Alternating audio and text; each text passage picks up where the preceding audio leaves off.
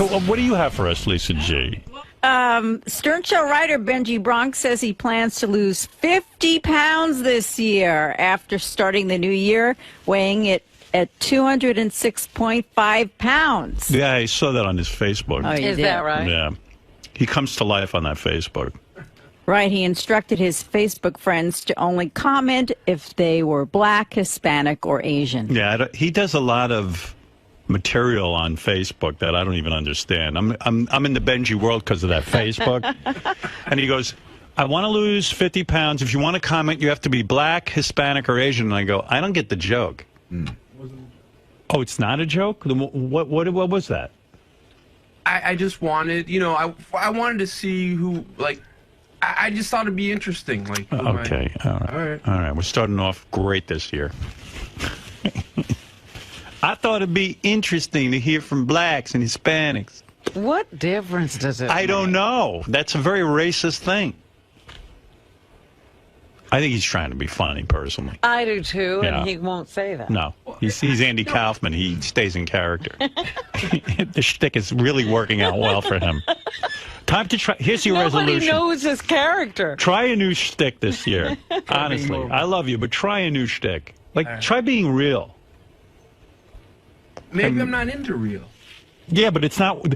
You spent 45 years working on this persona, and you've gotten nowhere. No, listen. It was just. It's like when I do something. Your humor isn't working for you. I'm not saying it's the funniest thing in the world. I was just having fun. Yeah, but what is the fun? I can't explain. You're having fun that. writing that on Facebook and Yes. waiting for the responses? I had fun deleting people that were white. Okay. How Yeah, did you know? deleted me. Hey, by the way, at least Benji... Oh, yeah, you wrote in and then... I wrote something. And he deleted you. Poor Lisa. At least Benji's date was normal at the holiday party this year. It was weird. It was like I was waiting for her to act out. Everybody was like, oh, she's normal. Based on the chick from last year who was practically, her dress was hiked up and Benji was practically fingering her at the party. Like, this one was kind of normal. It's a date. Pretty, too. She's very pretty, and my last year's was very nice too. Yeah, I didn't say it. Nobody said she wasn't nice. I kind of missed the one from last year. Very exciting. She was I'll be very honest nice. with you. She was fun. By the way, how late did the party go that I threw? I don't know. I don't know. I mean, I left. It was still going on. I snuck out of there. I left shortly after you did. I thought you went left to turn before. around to say goodnight to you, and you were already gone. I'm like the Shadow. I'm like the Flash. My super speed gets me out of every situation. I was having a really good time, but I found that I was very tired. I drank a lot, and actually I didn't even drink that much. And it was around 10:30. And Beth said, okay, time to go. And I said, I think you're right. And then I looked around for you, and you were gone. I said, No, oh, I was Robin. sitting talking with John Hine and JD and She had a fun group. Will. And then I was like, okay, I'm getting tired. They drained you. And I got to get up in the morning. And so I said, oh, let me go say goodnight to Howard and Beth. And I was informed that you had left. Yeah, we didn't make any formal goodbyes. How about Ronnie? Ronnie was the goofiest of the party. Like, I got up, like Beth said to me, you should get up on the microphone and say a few words. Yeah. So I get up and I said a few words. And I said to Beth, I don't want to say a few words. I don't know why I need to say a few words. The party speaks for itself, and, we're all having a good time. But, all right, so she kept hocking me to get up there. So I got up and I made a speech. Who knows what I said? Just, Well, you were gracious and nice, yeah. And then Ronnie grabbed the microphone. No one was looking for him. Oh, you didn't ask him to do that? No. And he gets up there and he goes, I wish I had a tape of it. He goes, do you remember it, Lisa? Just a lot of yelling. He starts yelling. Yeah. And then he goes, and you don't, the whole theme of his thing was, because he's a comedian now, you don't know what I have to put up with this guy, meaning me. Right. You have no idea what I have to put up. Toenail and fingernail clippings all over my car. You're clipping your toenails in the car? I don't have a nail clipper in the car. I've never clipped my nails in the car. Who knows what the fuck he's talking about? And then I even say to him, what are you talking about? He goes, your toenails and fingernails are all over the place. Who knows? Maybe one time I chewed my nail off and it ended up on the floor or something. Yeah, but it couldn't have been a toenail, could it? No. And it was a weird, angry speech about what he has to put up with driving me. And I'm like, you fucking asshole, sit down. What a dope. He reminds me of a certain relative of mine who always embarrasses himself whenever there's a group of people because he drinks too much. Right. I'm like, Ronnie, you're so lucky I get your whole thing.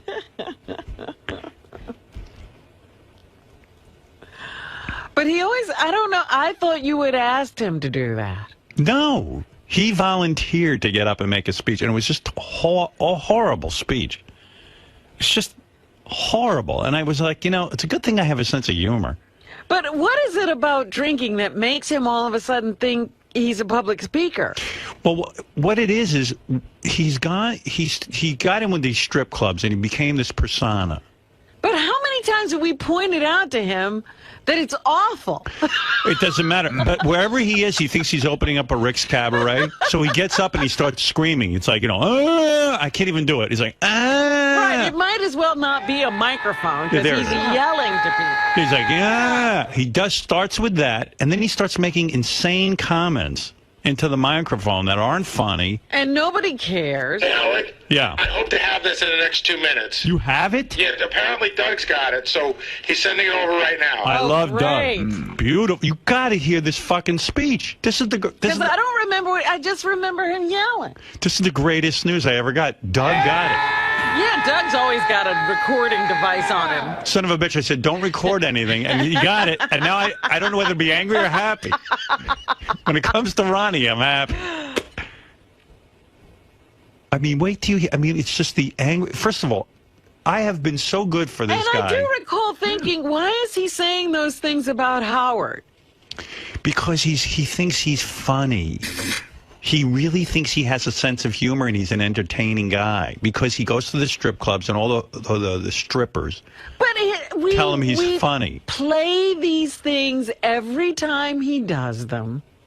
We point out how horrible they are. But he thinks he's onto something, like Benji. Does he think we're joking with him? No. And all he had to do is stay seated. No, nobody asked him to get up and say anything. And we thought we had cured him after Bubba's wedding, remember? Yeah. When we talked about how horrible he was there. He was the worst at Bubba's wedding. By the way, the other person who was kind of strange at the party was Jackie Martling. Yeah, he was odd. It was weird. It was kind of sad, actually.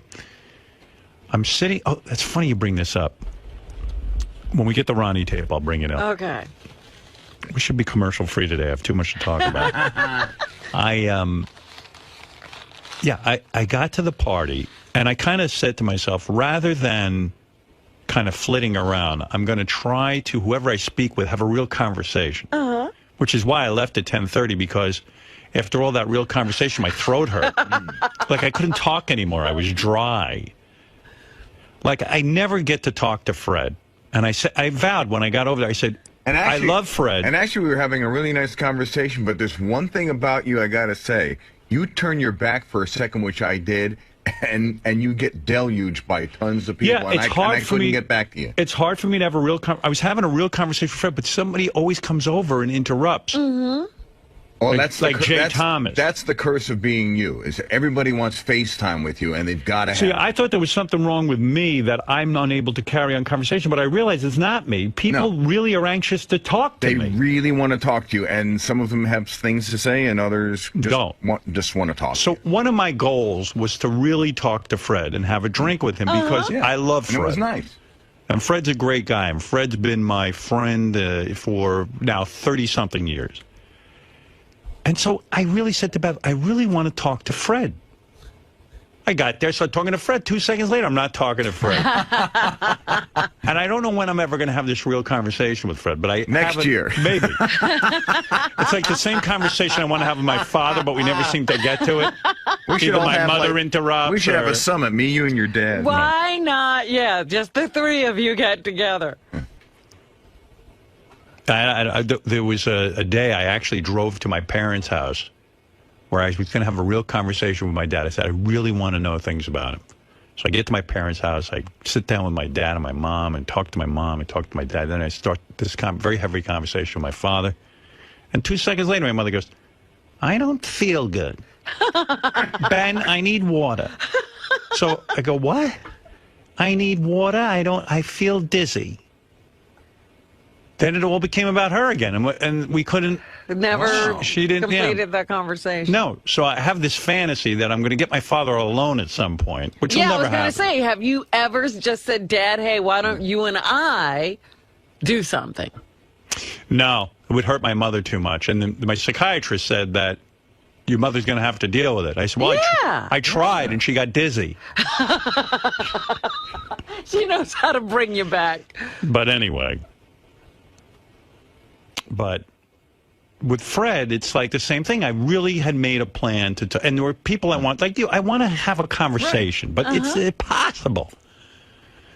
Because suddenly I'm the belle of the ball. You are. You're Mr. Cinderella. Popular. Yeah, I'm Cinderella. And believe me, as a guy who grew up not famous, I am the furthest thing from the belle of the ball. I don't know how this all happened.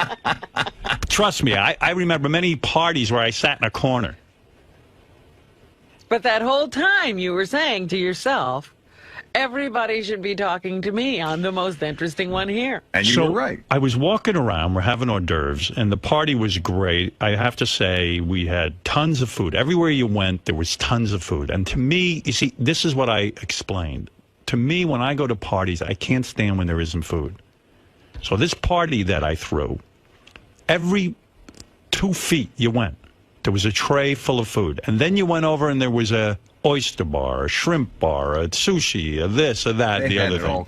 I made sure Robin had a vegetarian. Deviled eggs. Deviled eggs, which are fabulous. I tried them. Place called Lore. My friend John owns it. It's great, and it was a wonderful party. You must have made them crazy, though, about having something for me, because practically at the front door they gave me I said, and please, dear God, consider Robin, for Christ's sake. She got aced out of the McCartney concert. She's got to be considered. Yeah, I made him crazy. And I said, look, can I take off my coat? No. Second she walked in, I had them hand Robin a cantaloupe and a broccoli head. A whole head of broccoli and vegetables. I had so much shrimp. Man. I said, I want vegetables coming out of her ass. Yeah. I had so much. I ate so much at the appetizers. I never made it to the buffet. Right. Shrimp, sushi, crab legs, mussels, everything. Fabulous, It was right? Unbelievable. Right. Unbelievable. All right, go to Gary page 1 in blue. Oh, the Ronnie. For Okay, Ronnie. all right. I'll get to that in a second, but I did want to make the point about Jackie Robin brought up. So I'm at the party, and I'm, making sure to talk to everyone. I, of course, invited Jackie. He's part of the channels. And he's there with some new girlfriend. Right. Attractive girl. Very hot. Very nice. And he's sitting in one of the booths, because we had the whole restaurant rented out. I go, hey, Jackie. Hey, boss. I'm still boss. Some boss. Yeah, really. Yeah, I got rid of you. You don't have to call me boss. So I said, I'm not going to blow by Jackie. Jackie always feels dismissed. So I sit down in the booth, and I'm talking to Jackie and his girlfriend. And Jackie said, isn't she beautiful? I go, Jackie, she's very beautiful. Hey, well, look at me. I'm 62 years old. And we're having a conversation. And this was part of my plan, to have real conversation with people, to make a connection. So I'm talking to Jackie and this. So then Jackie goes, hey, Howard, thank you for sitting down with me. I know, he always makes you feel like you shouldn't. Something horrible has gone on in the past. Yeah. And thank you for not doing it again. So I go, Jackie, why are you thanking me? It's embarrassing to me. Yeah. Thank you so much for sitting with me. Like, he always has a chip on his shoulder. Right. This guy, I never could figure him out all the years I worked with him. He always has a chip on his shoulder. Like, in other words, Thank you. You know, normally a guy like you wouldn't sit with me. Thank you for sitting with me. Yeah. I'm a friend of his. I worked with him for years. Why wouldn't I be sitting with him? Why would you thank me for sitting with you? You invited him to your party. Yeah, and that's another thing. Thanks for inviting me. I didn't expect to be invited. And it's always this. And then, you know, all of a sudden, a Paul McCartney song popped into my head. And this is crazy. The song was... you took your lucky break and broke it in two. And that's all I could think of. It was your first mistake. You took your lucky break. It was your first mistake. Yeah. Too Many People is the name of the song. Yeah. I would like you to play some of that in a minute. I think he wrote that about the Beatles breaking up. Well, too many people, you took your lucky break, you broke it in two. And whenever I think of Jackie now, I keep thinking you took your lucky break and you broke it in two. And I tell you, his lucky break was me and this show. He had a great thing going, and we had a great thing going with him. And he took it and broke, because it's gone. Yeah. It's never going to happen again. If the whole planet left, I still won't work with him. And I think he really thinks I'm keeping him off the show. No, it's me who's keeping him off the show. I'm relieving you of that. That was the vibe I got when I saw him. No, it's me. I can't put up with it anymore. But why would you take your lucky break and break it in two? When he's sitting there thanking me in the booth, I go, Jackie, stop it. And he makes you uncomfortable. Yeah. So you can't stay around him. No. Oh, I had to get out of there. Ronnie's speech was just spectacular. Totally uncalled for. And it's so funny because we always tell him how inappropriate he is and how he makes a fool out of himself when he's drunk, and yet he's almost like a Klansman who can't help himself get up at the rally and scream about the N-word and the Jews and the whole thing. It's like he just can't help himself. So, like, I made this heartfelt speech about, you know, I'm so glad we're all together and all this. And then Ronnie got up and just grabbed the microphone. And I go, oh, here's Ronnie to make a speech. I thought he was going to say something nice. But again, he gets in that strip club mode. Hey, what's this new mustache look, man? I hate it. Uh-oh, he's got some handlebars. Hey, you hate everything about me, so what's the difference? Hey, isn't the feeling mutual? Someone said to me, why do you think Ronnie made that speech about you? I said, because Ronnie's jealous and hates me. Yeah, okay. Wow. Well, it's true. It all came out. What's wrong with you, dude? Wait, what a horrible speech you made. You would have won. It wasn't a roast, Ronnie. You're trying to be a funny persona. I wasn't. Listen. You would have wanted to said to me, go make us. I didn't tell you to make a speech. Yes, you did. Yes, you did. You were standing there. Look, I said, you want to make a speech. Go ahead. Dude, we were standing all the way in the back, and I was talking to you, and you go, well, I think it's time I make a speech. He goes, I think you should make one, too. You should come up. I'm going to call you. But I go, no, dude, I'm not going to do that this year. I don't remember that. Involved. What? And I wasn't drunk. You were. I had one drink. So that I only had 2 drinks when I saw you. You mean you weren't drunk when you made this speech? No. This is a sober Ronnie? Yeah. Listen to this speech. This is the most amazing you're speech. So full of shit. Well, the people listen to it. Maybe I am full of shit. We're gonna find out. You told me to make the speech. We got the. Well, did you have to make that speech? Let's say I did tell you to make a speech. Saying something nice about somebody. I got a persona because of a strip club. Stop it now, dude. What is you this? have a whole personality that you put on. Howard. Please stop it now. What would have been wrong with saying, you know what, Howard and I have had a pretty good 25-year run. He's my friend, and it's a great party, and all of you here are a friend, but you always have to be the court jester. Now you got the mustache of a court jester. I didn't want to make a speech.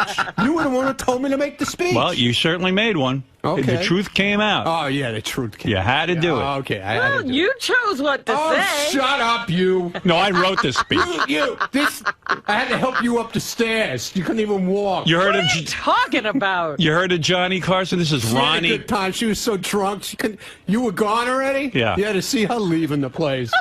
She was falling down the stairs. Full of crust. Really? He's out of his mind. He's standing on the stairs. When you walk out, you can't get around. Right. Oh, you're so full of shit.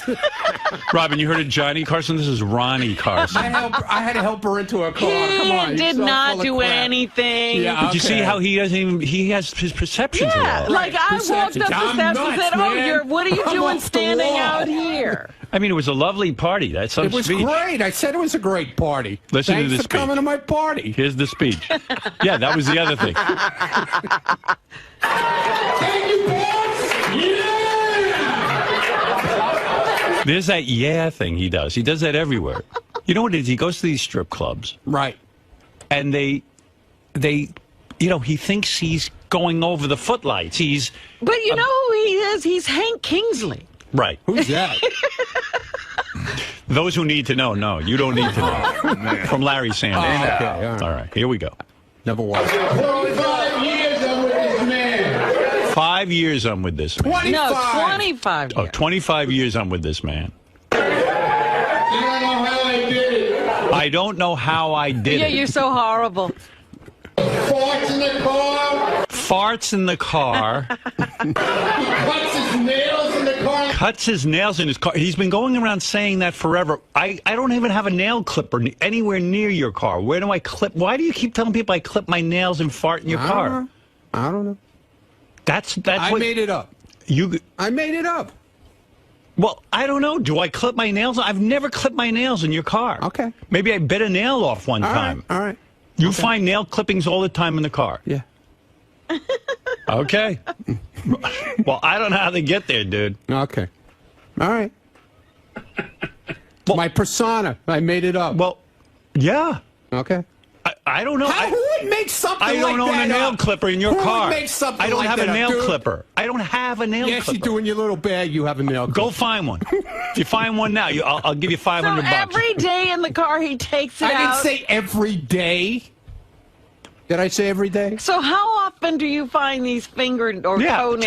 toenails or I don't know. fingernails Once in your a car? while. That's amazing to me. Once in a while. Okay. You find nail clippings once in a while. I'll back save them for you next time. Please do. I will. When's the last time you saw them? I don't know exactly. It's been a while. How many years? Or weeks? Not years. Not years. Like what? A day ago? A week ago? No, maybe 6 months ago. 6 months ago. Yeah. Okay. Okay. Well, that's amazing. All right. Okay. Thank you, boss. Yeah. 25 years I'm with this man. I don't know how I did it. He farts in the car. He cuts his nails in the car and leaves his nails on the floor. I don't know how I do it. But now I don't get in the car anymore, so I'm happy. By the way, the reason you don't get in the car anymore is because I retired you Okay. with your security business, where I'm the only client. All right. Calm down. How many clients you got in that security business? Few. No, me. Period. All right. Just Who else? Okay. Don't worry about it. Me. Okay. Whatever you say. Okay. Well, now I'm really confused. He finds all this stuff in the car, but he doesn't drive you. Right. But he must examine the car. I drive him. Well, maybe somebody else is clipping their nails back there when you're not in the car. You ever think of that? Like who? I don't know. Nobody else is in the car except you. I don't know. I Maybe don't the other know. driver. I don't know I'm either. moonlighting. Maybe. This is some speech. Oh. You got a personality Dude. like a mole rat. You asked me to make the fucking speech, okay? I just want to thank everybody for coming to my party. It's been a great night. It's going to be better. Right, Brian? Yeah!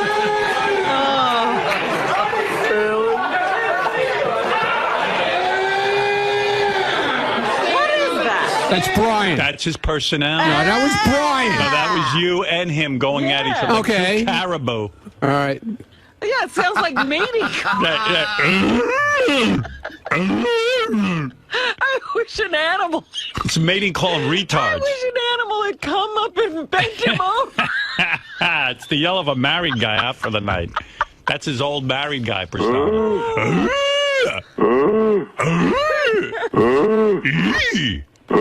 Sorry I had fun.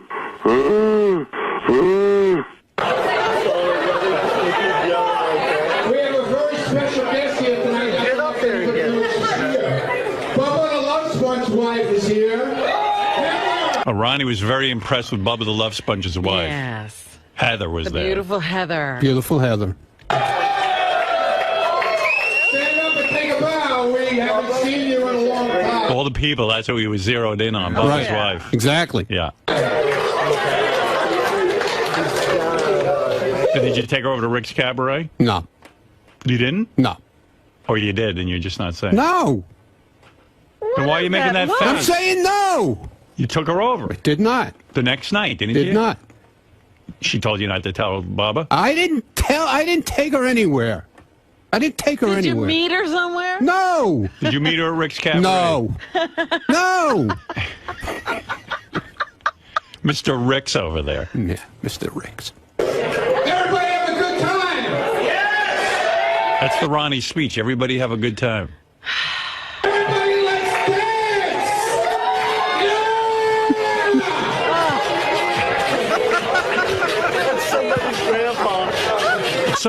He hates my guts. I don't hate your guts. Of course you do. What's wrong with you? You don't know you do? You're not in touch with that aspect of you? Oh, my God, man. You are psycho, aren't you? No. Why would you say such a thing? What After listening to this speech, what would you say? I don't know how I put up with this guy 25 years. Oh, it's a joke. Come on. What's wrong? What is wrong with you? Ronnie Carson, there's your personality. It was a joke. Everybody heard you say to me, I said to you, I didn't want to make a speech. Okay. Okay? What's the difference? And everybody heard you say to me, get up and say get up something there and nice. make a speech. What is your new mustache about? Fu Manchu? I like it. What is it? When you have time off, you just start growing hair? Yeah, I'm growing everything. Look how sculpted it is. It's so sculpted. That's right. I'm Hulk Hogan now. Yeah, it's like that. That's right. With a, what do you call it under your lip? What is that called? The soul patch. Soul patch. Exactly. And Fu Manchu. And don't forget the sideburns. And big, long sideburns. Right, Yeah. he's doing all kinds Country of western now. Yeah, you look good. Yeah, man. You know, you look like Billy Bob Thornton. Good. I don't get you, man. I really don't. You Why are should you have been in breaking my True Grit. balls for? I'm going to do a remake of True Grit. Third remake with him. It's going to be Rooster Yeah, it's going to be Cogburn. called True Shit. Okay. All right, get out of here. Never make a speech again All right. in front of me. All right, thank you. There's Ronnie, the limo drivers. Yeah. Yeah. I didn't say dildo. Yeah. How do you make that noise? Good Lord. Howard, you know, him and Brian, I don't know what they have going on. Nothing. But at my book party, that's how they had been out drinking for like 2 hours before. That's how they entered, with those noises. It's great. Yeah. Hey, nice start to the new year, right? Of course. Do you feel it's coming? Do you feel he exaggerates the truth? You know it's the exaggeration. Well, I mean, there's tape. I mean, so what? I mean, there's tape of you So what? I don't care. carrying on and being ridiculous. I don't care. Watch the wall, man. Oh, I'm still good. Yeah. By the way, I really do love Jack Armad with using my Dick Clark. Yeah! My new thing. Keep the noise down in here, will you? So it seems like every time you make a speech, Howard seems to have a problem with it. He doesn't like the way I you... didn't want to make a speech. Let's get that straight, number one. Okay? Okay. You didn't want to make a told speech, him. but you did. I told him. He asked me, make a speech. I go, no, I'm not doing that. He goes, go ahead, don't worry about it. So he kind of suckered you into this? Yeah, of course. But he doesn't like the fact that And you you know have where else this... he did that to me? He did that to me at Jason's wedding. Same thing. And then he sandbagged you on the air? Exactly. Now, his criticism doesn't seem to be so much as... It doesn't seem to be... Yeah, what is this? I hate him now. Well, What's that It seems like he feels as though you put on a persona when you get on stage. You have this party guy persona, like when you make appearances at various strip clubs around the country. Gary. Whoa. Hey. Hey, Giants lost. But They're done. Get the hat off. But you know, when you get on stage, it doesn't seem like he has a problem with you actually making the speech per se. It's the way you carry yourself once you're up on stage. I didn't want to be there. I didn't want to be on. I didn't want to make a speech. I wanted to be at the party. That was it. I didn't want to make a speech. So you're a reluctant, grandstander. You don't want to be up on that soapbox, but you inevitably end up there. Whatever. So you're against your Whatever. will, and you're just adapting. You're trying to do the best you can. Whatever. I didn't. It wasn't my idea. Okay. But do you think there's something subconsciously in your You head just that keep rambling on, don't you? I'm commenting on some of the things Howard theorized about. I mean, do you feel as though subconsciously you feel like you have to get the party started, or No. Not maybe? at all. Obviously, he thinks I got to get the party started. And this feeling that you hate him or that you resent him. I don't hate him. How does he dare say that? You're the opposite of that. You love him. Exactly. So much so that every time he goes on break, you like to change your look up for him. Like Exactly. Yeah, perhaps, for him. Yeah. Perhaps dye Yeah, I your want to bring beard. attention to myself. Right. Yeah. Change up that beard. Maybe the Exactly. facial hair patterns. Right. Okay, we're done. We're done now.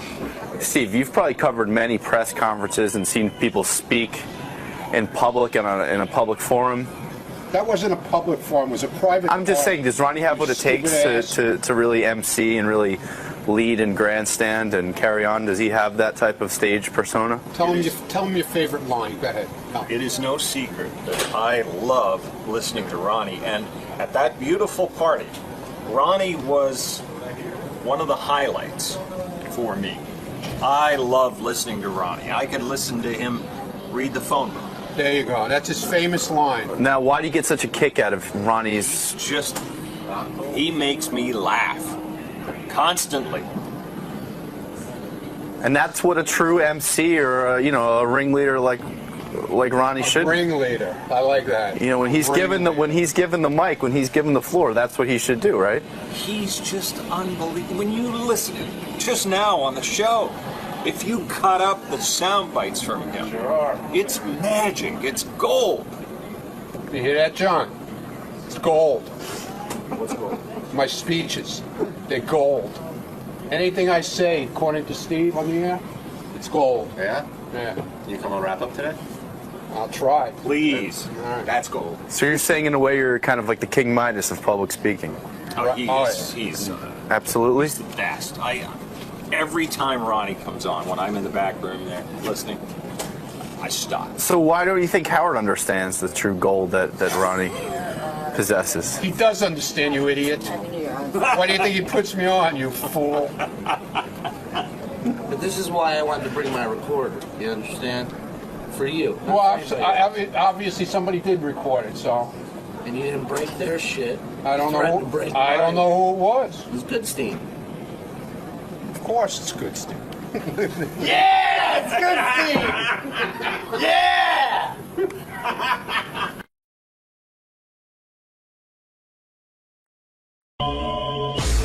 A couple of people from CBS Morning News. So it's actually going to happen. Yeah, it is happening. In fact, Gary was working on this yesterday because I was really shocked that, I just figure when you work for CBS National Morning News, like this.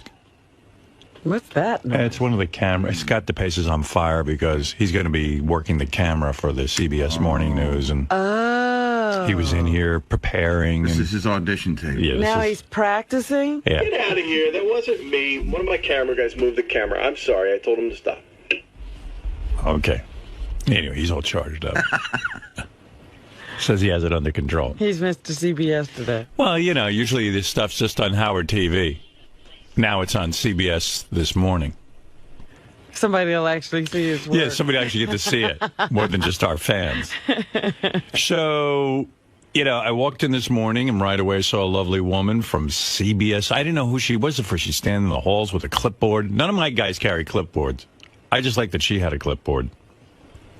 And she has a clipboard. I think they even worked on the flames behind you this morning. They're very vibrant. Yes.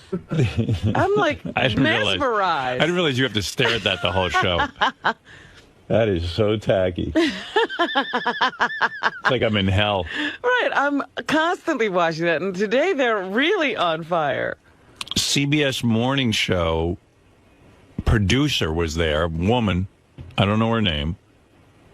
But she was like very excited, today's the big day. And they're here early. I mean, they've been here since I got here. They've been here before us. Yeah, I got in about 5:15 this morning, and they were already here. Her and two technical guys. And Gary was on the phone with him yesterday. But you would think that, like, CBS Morning News has all this cool equipment available and this and that. They apparently have no even, like, ISDN line or any way to broadcast back to CBS from remote locations. It's weird. Is that what the deal was? Because remember yesterday it was like they're going to come and check out the situation and see if they can do it. Yeah, like they weren't even sure they could, have me on the air and broadcast to them at the same time. What was going on there? What don't they have? Apparently, the show isn't even in high definition yet. That's like coming in May. So they were saying that Local built all these brand new studios. So if you turn on CBS in the morning from 5 a.m. to 7 a.m., it's in HD, and then the early show comes on, and it's not. And so they were saying that they didn't have ISDN lines, to get us a good signal back here. And I was, surprised. So I felt bad. Like it was probably like 7 or 8 o'clock last night. I wrote an email. I was like, guys, I'm not going to tell you how to do your job, but if you're going to put up a phone line, it's going to make you guys sound low rent. It's going to sound bad on our show, and we're hoping for better. And somehow they figured out how to get it. So the audio, in other words, I won't see Harry Smith. I'll hear him. Right. But originally you were going to hear him as if he were on the phone. Oh, wow. That's weird. So like in a tin can. Right. I go, what'd you say?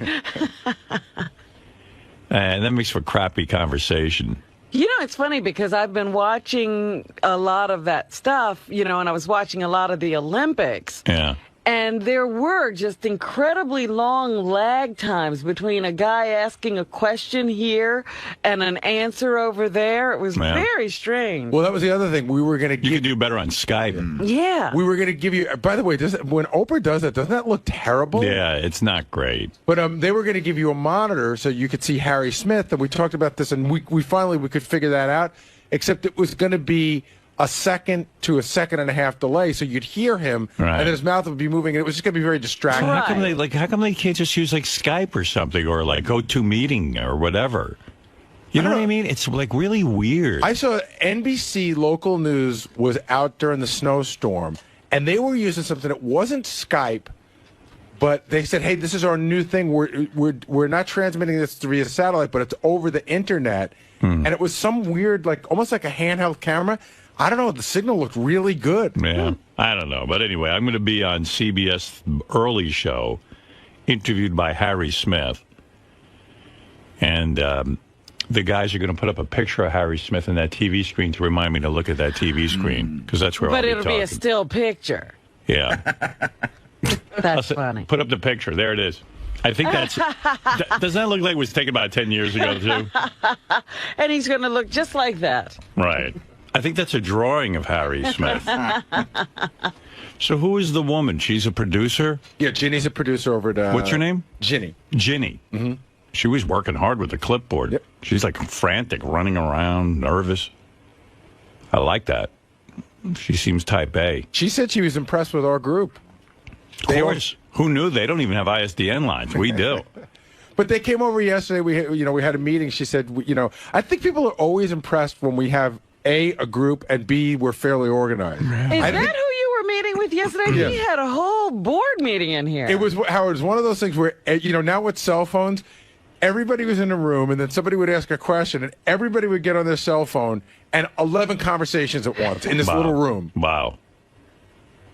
Such a production for me to be on. I think I'm on like 4 minutes or 3 minutes. Right. TV is such a short window when you're on it. You want to know something? But 50 people have to be involved. I get such agita when I have to do these things. So I hear 4 minutes and I go, oh, what do they, do they want me to cram a bunch of things in 4 minutes? And well, it's funny because when the producers were talking yesterday, somebody joked, well, it won't be that long. And somebody, because one of the people from there said, yeah, it's like 3 minutes. And the other guy was like, no, it's like 4.5. And that apparently is huge. Oh. That's a huge amount of time. It's like I'm the president. That picture of Harry Smith, he looks like a urologist. I mean, it's a weird picture, right? But he seems like a good guy. It looks like one of those things you see in the subway advertising. It's like right, it's a doctor's ad to whiten your teeth. He co-hosts with Julie Chen, right? Yeah. Yeah. Yeah. And Julie will be there, but she doesn't want to do the interview because I goof on Les, her husband. I don't know how it was assigned, but that Yeah, sounds you about always right. wonder about those backroom meetings about how this assignment will be made. Gary, someone's writing me a note that the woman running around doesn't work for CBS. She's a Sirius publicist. No, that's Hillary. Oh, is that who you saw this morning? I thought you saw the... Because there's Woman with also the a female clipboard. producer. So you saw Hillary this morning. Oh, Hillary. I didn't know which women because there's a ton of people. Oh, here. I don't. You know, and I'm embarrassed. I'm sure I've met Hillary. Hillary 1,000 times. works here, yes. Have I met Hillary Yeah. 1,000 times? Yeah. Sorry, Hillary. She does publicity for Sirius. I got my head up my ass, Hillary. Oh, that's Hillary for Sirius. Yeah, I thought you were talking because there's also a producer from CBS that I wasn't sure if she I was didn't here see her. or if you'd seen her. Is she here now? I don't know. No. I know she will be here, and I know we met So with the her woman I yesterday. saw in the halls is from Sirius. Okay, so the CBS producer isn't here, and you saw Hillary. Oh, I was going to say, boy, the CBS, they get up early to come here and really, what are No, they going to do? Hillary doesn't usually do this, Yeah, I and know. she's up early. Hillary got up early. She made sure like all the You names. seem hyper to me. Calm down. Every minute. I don't know. I'm excited. All right, but slow down, man. All right. That's it. Now tell me. Take a breath. Hillary got up very early this morning. Yeah. She put all the names in the system. She was here to greet everybody. I think they started coming in at 4 o'clock. Wow. Oh, I see. To set up everything? So I just met someone this morning I've known for 5 years. Well, probably like 2. 2 years. She wasn't here when we started, but she does do a lot of stuff with us. Well, you she was- met her again. She was impressive. She had a clipboard. She's good at Yeah. what she does. I like that. Serious with the clipboards. And who were the two guys? They were from CBS? Yeah. Yeah. What's their Yeah, deal? you'd never seen them before. I think there's 3 guys here. One guy is a producer, and there's 2 tech guys. Oh, okay. So we're all set to talk to Harry Smith? Yeah, I got a schedule of like when they might go to you. Would you like to know that? Yeah.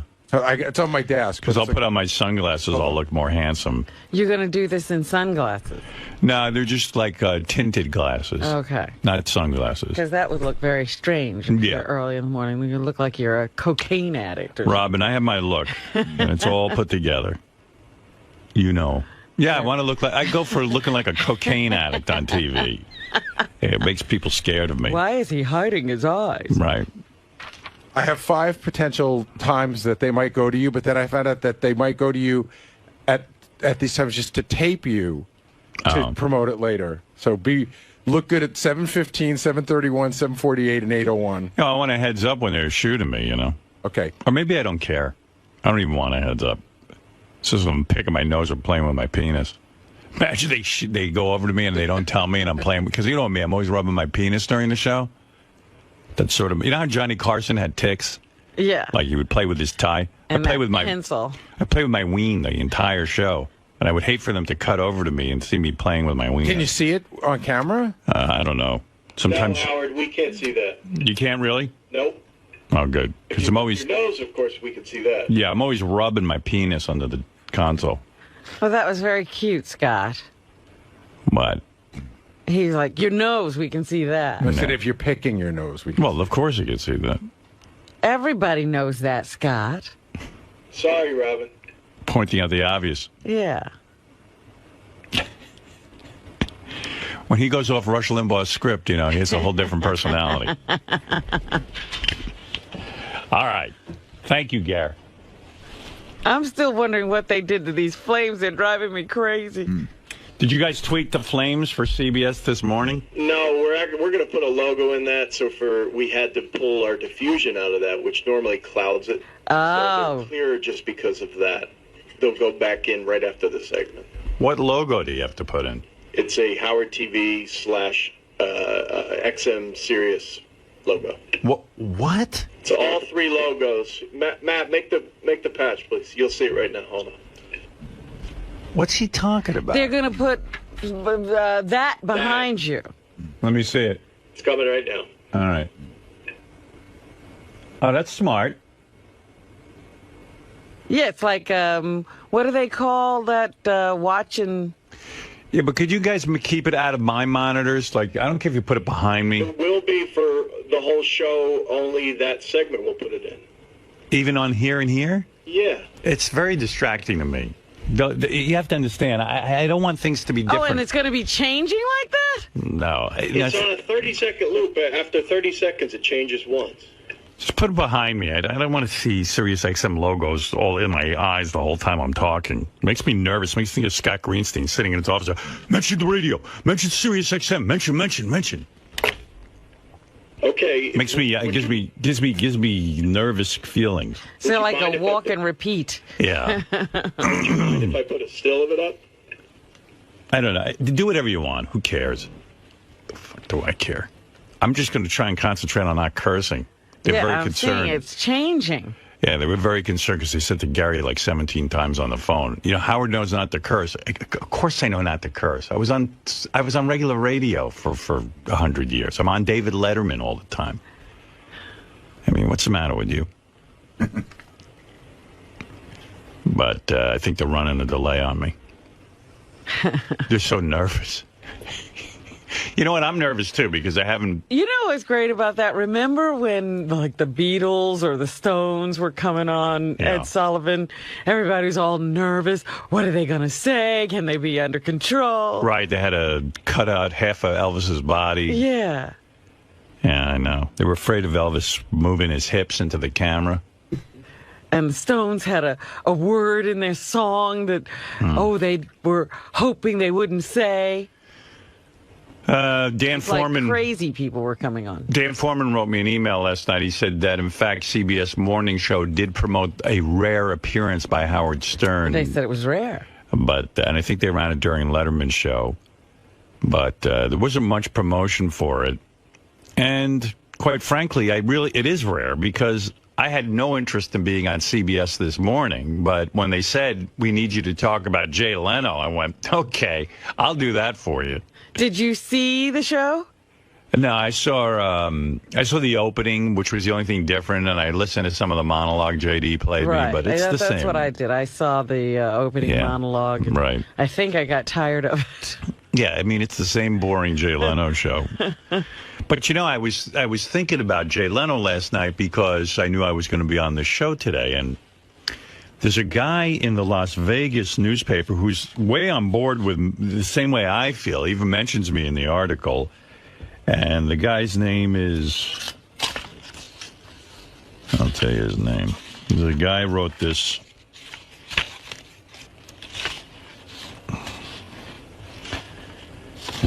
Give me a second. Okay, the guy's name is... They don't even put his name on the frickin' article.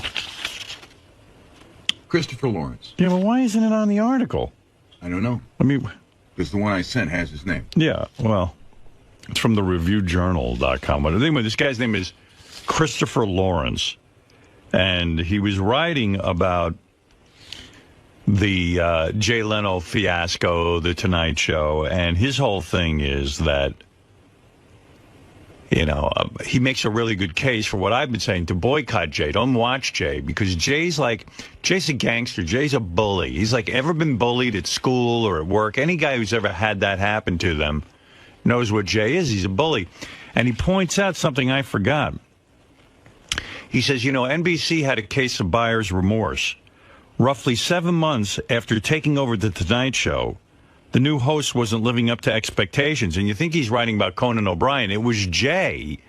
NBC went to Letterman after they first hired Jay and gave them The Tonight Show. If you remember, the ratings weren't that good. Mm-hmm. They went to Dave and said, you know what? We think we made a mistake with Jay. Would you take over The Tonight Show?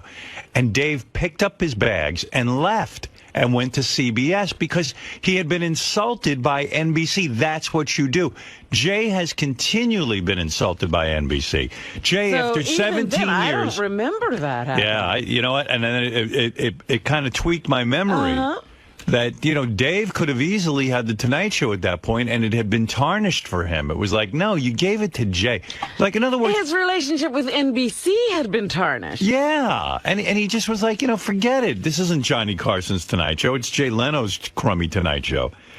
And anyway, if you remember back in time even further, Jay pushed Johnny Carson out of the Tonight Show. I mentioned that when this whole thing started. I said, look, Jay's just having what happened to What's happening to him now is what he did to Johnny. He pushed Johnny out. So anyway, you talk about being bullied at work. So after 17 years of being on The Tonight Show, NBC turns around to Jay Leno and says, get out. We're giving the show to Conan. We don't want you anymore. Now, most guys would have been like, you've got to be kidding me. I'm number one and you're in the time slot. Goodbye. Wait till you see how this smacks you right in the head. Right. I'll show you. Jay doesn't do that. Well, I shouldn't go through this. This is what I'm going to talk about. True. You're on fire right now. This is right. how you should be when they're interviewing you. The point is that, and also I'll talk about how Jay's a thief on the CBS Morning Show. I mean, you know, even like, I know I'm going to get rapped bad for this, but it's the truth. You know, before I went on the air, you never saw interns on any TV show or included in any radio show. You know, this Ross the intern, you know, we had interns. We used to bring you behind the scenes and bring people on the air that worked around the office. And, you know, everything about Jay's show is a ripoff. You know, he does his version of Stupid Pet Tricks. He does his version of Howard Stern's Homeless Game, which is the jaywalking signature bed. They were talking about, also in this article, which I have been pointing out for weeks, this green car routine, which was so lame, was copped from another TV show. It wasn't Jay's idea. Jay's a friggin' thief. Thief, rather. You know, and I want to point all these things out in my 4.5 minutes. And I want to say, you know, David Letterman's at least an original, and if he does take something, he admits it. Yeah, he gives credit for. I just think Dave is a man of integrity as opposed to Jay. I mean, Jay has no backbone in show business. Dave does. Dave left NBC. He walked away. He said, you know what? You've disgraced me. You've dishonored me, and I'm going to go and do my own thing somewhere else. And that's what Jay should have done. That's it. I got to get in the habit of not cursing for this interview today because I'm so used to cursing now on the air when this microphone. You're afraid of on your own now that you won't be able to handle it. I am. So for the rest of the show, I am not going to curse. Well, you know, in California, they just passed a resolution that this week is no cuss week or something. Wow. Great. So there'll be no cursing. Gary's shot out of a cannon with CBS being here. Imagine trying to help. He, too, he's auditioning. You don't want to work there because it's real work. I work here. I don't know, man. That's hard work. I let you slide on a lot of stuff. Oh, come on. Did you see Gary was being all TV this morning? I walk in, all the guys are around, and Gary's wearing, you know, a nice shirt and everything. He's got a man-tailored shirt on. And Gary goes, both? Listen, so you'll be going on at 8:05 and there'll be 2 live hits. So I go. He was speaking TV lingo? So I turn to all the guys and go, what did he just say? He goes, there'll be 2 live hits. And I go, 2 live hits? What's that even mean? I literally repeated what Scott DePace told me. Yeah. Like, Scott told me that walking in, so that's what I repeated. So, like, you know how people in a dumb business try to make it sound complicated? Right. There was a whole article in the paper the other day about how cops have their own language. Right. Everyone comes up with their own language. Yeah. Except, like, if you're a cop, it's life and death. With this stupid business, it's like, there's no need for, you know, what Gary was trying to say is they're going to cut away to you 2 times, you know, before they do the interview. Cut away? What's that? Yeah. No. What kind of lingo is that? No. You're going to be on live twice is real language. Right. Who's ever heard 2 hits? Who's ever heard cutaway? Yes, you have, in asshole. this business, we now have. you're being a fucking asshole. No, Robin pointed it out. And I was She's gonna an asshole curse, Please, it's all that is BS language. No, we're going to cut away to you. People know just from the lingo of the common lingo. But he goes, both will be 2 hits. And I'm like, I don't even know. 2 live hits.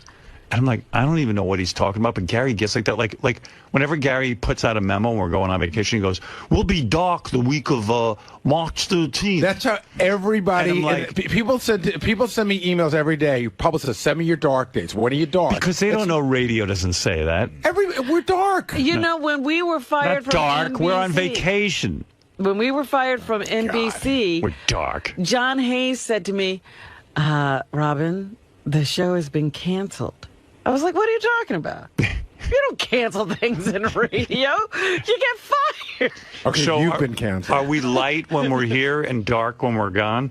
Don't be ridiculous. It's not an unheard of term in the business. There'll be 2 live hits this morning. Well, I heard 2 live hits. I went nuts. So and in the afternoon, we're semi-light. Then Gary shut me down. He goes, I'm not in the mood for this right now. I don't need this. No, you know what? I'm taking no hits on the hits. I was on my way to get in here by 20 after 5 this morning, and the fucking Cross Bronx Expressway was packed, and I had to drive through Harlem, and I was in no mood. Boss, we have a hard out after the 2 live hits, and then we're dark next week. That's Gange's term, the hard out. Hard out. We're going to fade into a dissolve. It's a hard out. No, you're a hard on. What is a hard out? A hard out means like if you have the satellite till 7:55, they're going to shut it off at 7:55. You got to make that exact. Not 7:55:05. It's a hard out. Oh, it's a hard out. You have no room to play. How would there be a hard out? Like a hard out. You don't know a friggin' thing about TV. Hard out. When did you learn that? Gange picking. That's what he's picked up in like 20 years of being with me. He's learned 2 new words. Hard out. To put together. You know when the hard out will be for you, Gange? When I quit this job. Because it's going to be a hard out of the business and back into your dad's house. Do you know what he said to me the other day? I'll be eating my heart out. This is crazy. Gange was our intern, and Gange said to me, I said, what do you want from me? He says, I want you to throw my 40th birthday party. Wow. It's coming up soon. He's going to be 40. I asked Ralph the other day how old he is. He tells me he's 43. He's got to be older than that. He's lying, right? He's got to be 50. No. Hold he's on. like 6 years younger than me. He was only 6 years younger than you? I don't know. I believe he's 45 or 46. That's what I thought. I thought he was But he's lying. definitely not 43. Swore to me he wasn't lying. Okay, we got to take a break. Okay, I can do that. When are we doing my hard out and my, what is it called again? Live hit. When are we doing my live hit, Scott? We're doing the hard on. I don't know. I've got some times listed here as possible. 7:31, which we passed. 7:48, 8:01. We didn't pass 7:31. Oh, sorry. I was thinking about the diffuser again. Gary, what time is the live hit? Hey, if you get a chance, go to Howard Mentions, page 1. Okay. So Harry Smith, I guess he goes to all the different markets and teases what's going on. And he cracked the same joke about you at every market, which is funny. Really? Where is that? It's Howard Mentions the far right and white. Okay. Harry Smith has a preview. He joins us this morning. Harry, good morning. Hi, Harry. Morning, guys. Have the House Majority Leader on the show this morning, right at the top, to talk about health care, other issues like that. I don't know if you noticed or not, but Jay Leno was back on NBC last night. We have the king of all media, Howard Stern, to intone, to give us some ideas about what he thinks about all that. He's not a Jay Leno fan, just in case you were curious. And that we have checked and double-checked our 10-second delay to make sure we're not turned into a parking lot by tomorrow morning.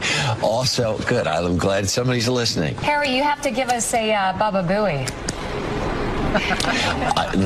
You know what? We're going to save that all for the exclusive interview. All right. So we're psyched about it. We're psyched about that. Should be fun. All right, Harry, thanks a lot. Have a good day. All right. Wow. So then they go to 2 other markets and he does Same joke? Same joke, yeah. We talked to her parents yesterday.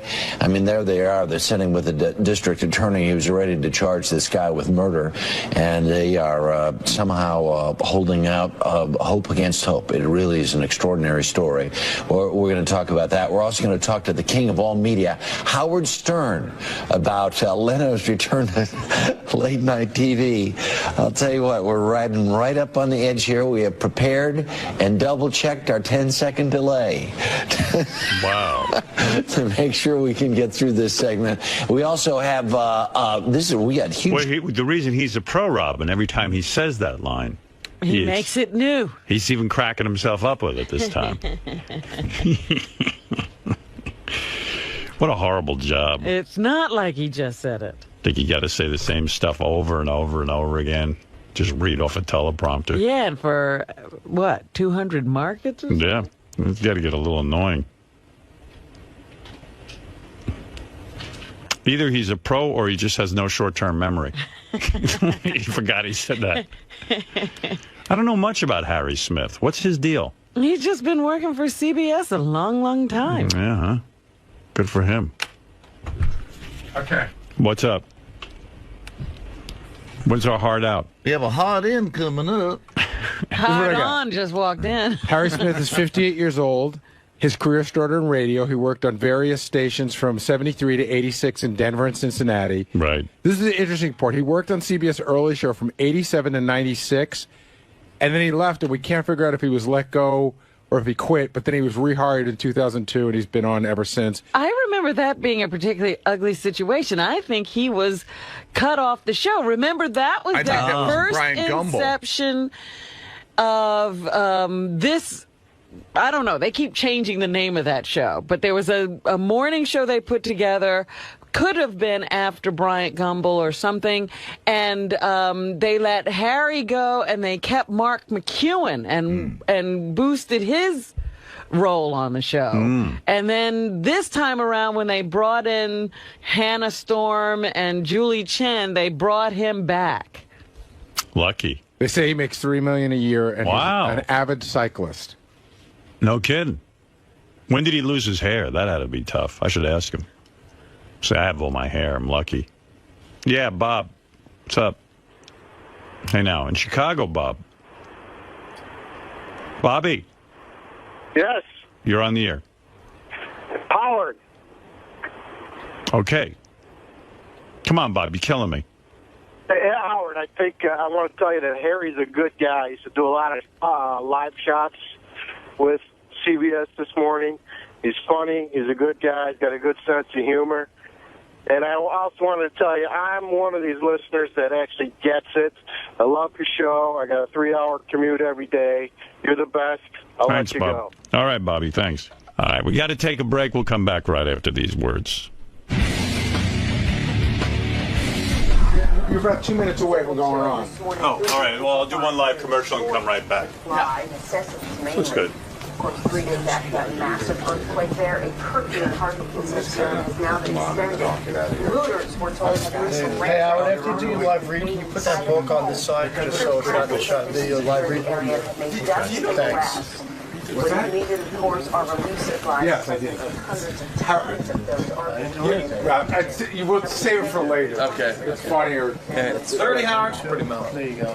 Royal Air Force jets were scrambled to intercept an American Airlines jet this morning over Britain. Flight 78 en route from Dallas to London. Crew sent a distress signal. That's what the jet Americans and the female Hey, by the way, see this?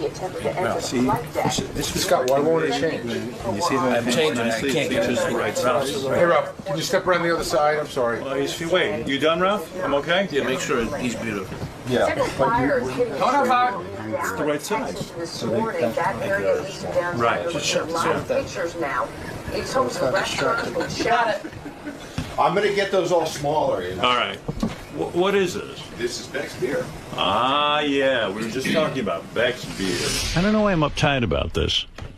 I don't know. I'm feeling uptight. There's a lot of commotion with this. Well, I think the other thing is everybody's running in and out of here being very tense this morning, and I think it's adding to your and like Steve Langford's in here reporting. I don't know why Langford's standing here. Steve, why do you need to be in the studio? I mean, I'm fine with it, but why do you need to be in the studio? This is very uncomfortable for us. Yeah. And I apologize for that. Well, then we asked Gary if we could watch what was going on to report that angle to Stern fans. Okay. You can't watch from the control room? This is a different angle. How's that any different? All right, Fred shot out of Academy. Everything no, is it's like, because he's standing right next to me, and it's uncomfortable. Howard, you're 35 seconds away. 35 seconds away, Robin. I will now slip a hard in or something. I will slip into my hard in. I hope I don't curse. You better not. No, I won't. Good luck to you today. All right, I know a lot's riding on that, Harry. Let's get inside you. All right, Lonnie. As we discussed earlier, Jay Leno returned to the Tonight Show last night, and one longtime Leno critic has some thoughts he would love to share. So, joining us from his studio at SiriusXM Radio is the king of all media, Howard Stern. Howard, how you doing? I'm doing well, Harry. Good to see you. Actually, I don't see you. I'm looking at a picture of you. I can't hear you, man. Oh, you can't hear me. Hang on. Oh my God, this isn't even working. We could hear you when you were talking to Steve Cohen before, but we can't hear Howard Stern. Let me try now. Howard, how are you? Can you hear me now? I can hear you now. Oh, good. Okay. Yeah, you know, Harry. First of all, you can see me. I can't see you. I'm actually looking at a painting of you that is on my screen, so that's what I see. And Harry, listen, I got to tell you something. You've never looked better. But I wanted to say, Harry, I don't do a lot of television interviews. I'm very much a man of mystery. But when your people called me up and said you want me to comment on late night television, man, did you get my juices flowing.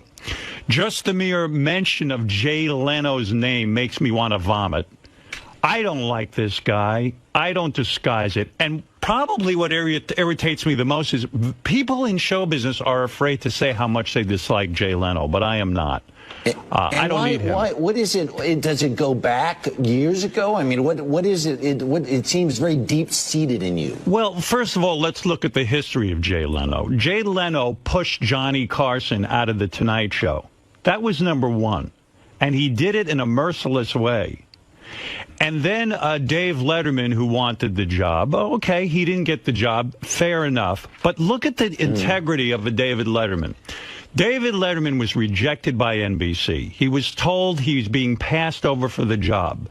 Did he sit there like a dog and take that from NBC? No, he did what any man would do. He got up and he moved over to CBS and took over the show. Right. Now, Jay Leno, on the other hand, seems to be the kind of showbiz animal that will not let go. Here is a guy who worked on The Tonight Show for 17 years. He was number one in his time slot. Right. He gets fired by NBC. They put on Conan O'Brien. What would you do as a man? Wouldn't you go to another network? No, Jay if you don't make partner, you're supposed to leave and go to another firm. No, Jay is a lapdog. He goes on at 10 o'clock at night. He bombs there. And after he bombs... Wait a second, Harry.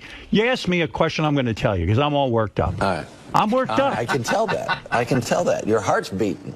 I'm really fired. I'm out of the box. You mentioned Jay Leno. It's like slowly I turn.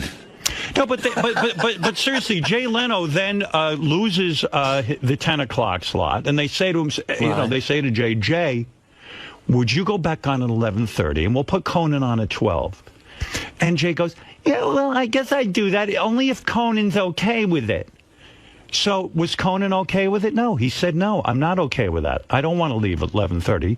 And what does Jay do? Jay takes the job. No matter what. But in the end of the day, this all comes down to money. It all is about the dough. And Jay has been spectacularly successful at 11:30. And NBC wakes up and says, we need that money back. The only way we can get it back is to put him back there. Yeah, but, Jay doesn't need the money. That's, if this is all about money, Jay is a multi-millionaire many times over. Right. Just in terms of integrity, once you make that kind of money. Listen, I'm going to tell you something. I've worked for many people and been fired by them. I was fired by NBC many years ago. You know what I did? I didn't sit there like a lapdog and take it. I got up. I brushed myself off, and I went on terrestrial radio on a competing station, and I buried NBC into the ground. That's what you do. Jay should have dusted himself off, gone to another network. He certainly had the money and the offers, and he should have gone and beaten Conan and beaten Dave and beaten Jimmy Kimmel and all these guys. Is it true that you made this prediction? You told Conan that this is exactly what was going to happen? I went on Conan O'Brien's show, and I turned to him and I said, you don't really think you're getting The Tonight Show. First of all, he was Jay completely sabotaged him. By going on at 10 o'clock, they gave Jay all the best guests. They took away all of Conan O'Brien's excitement and thunder.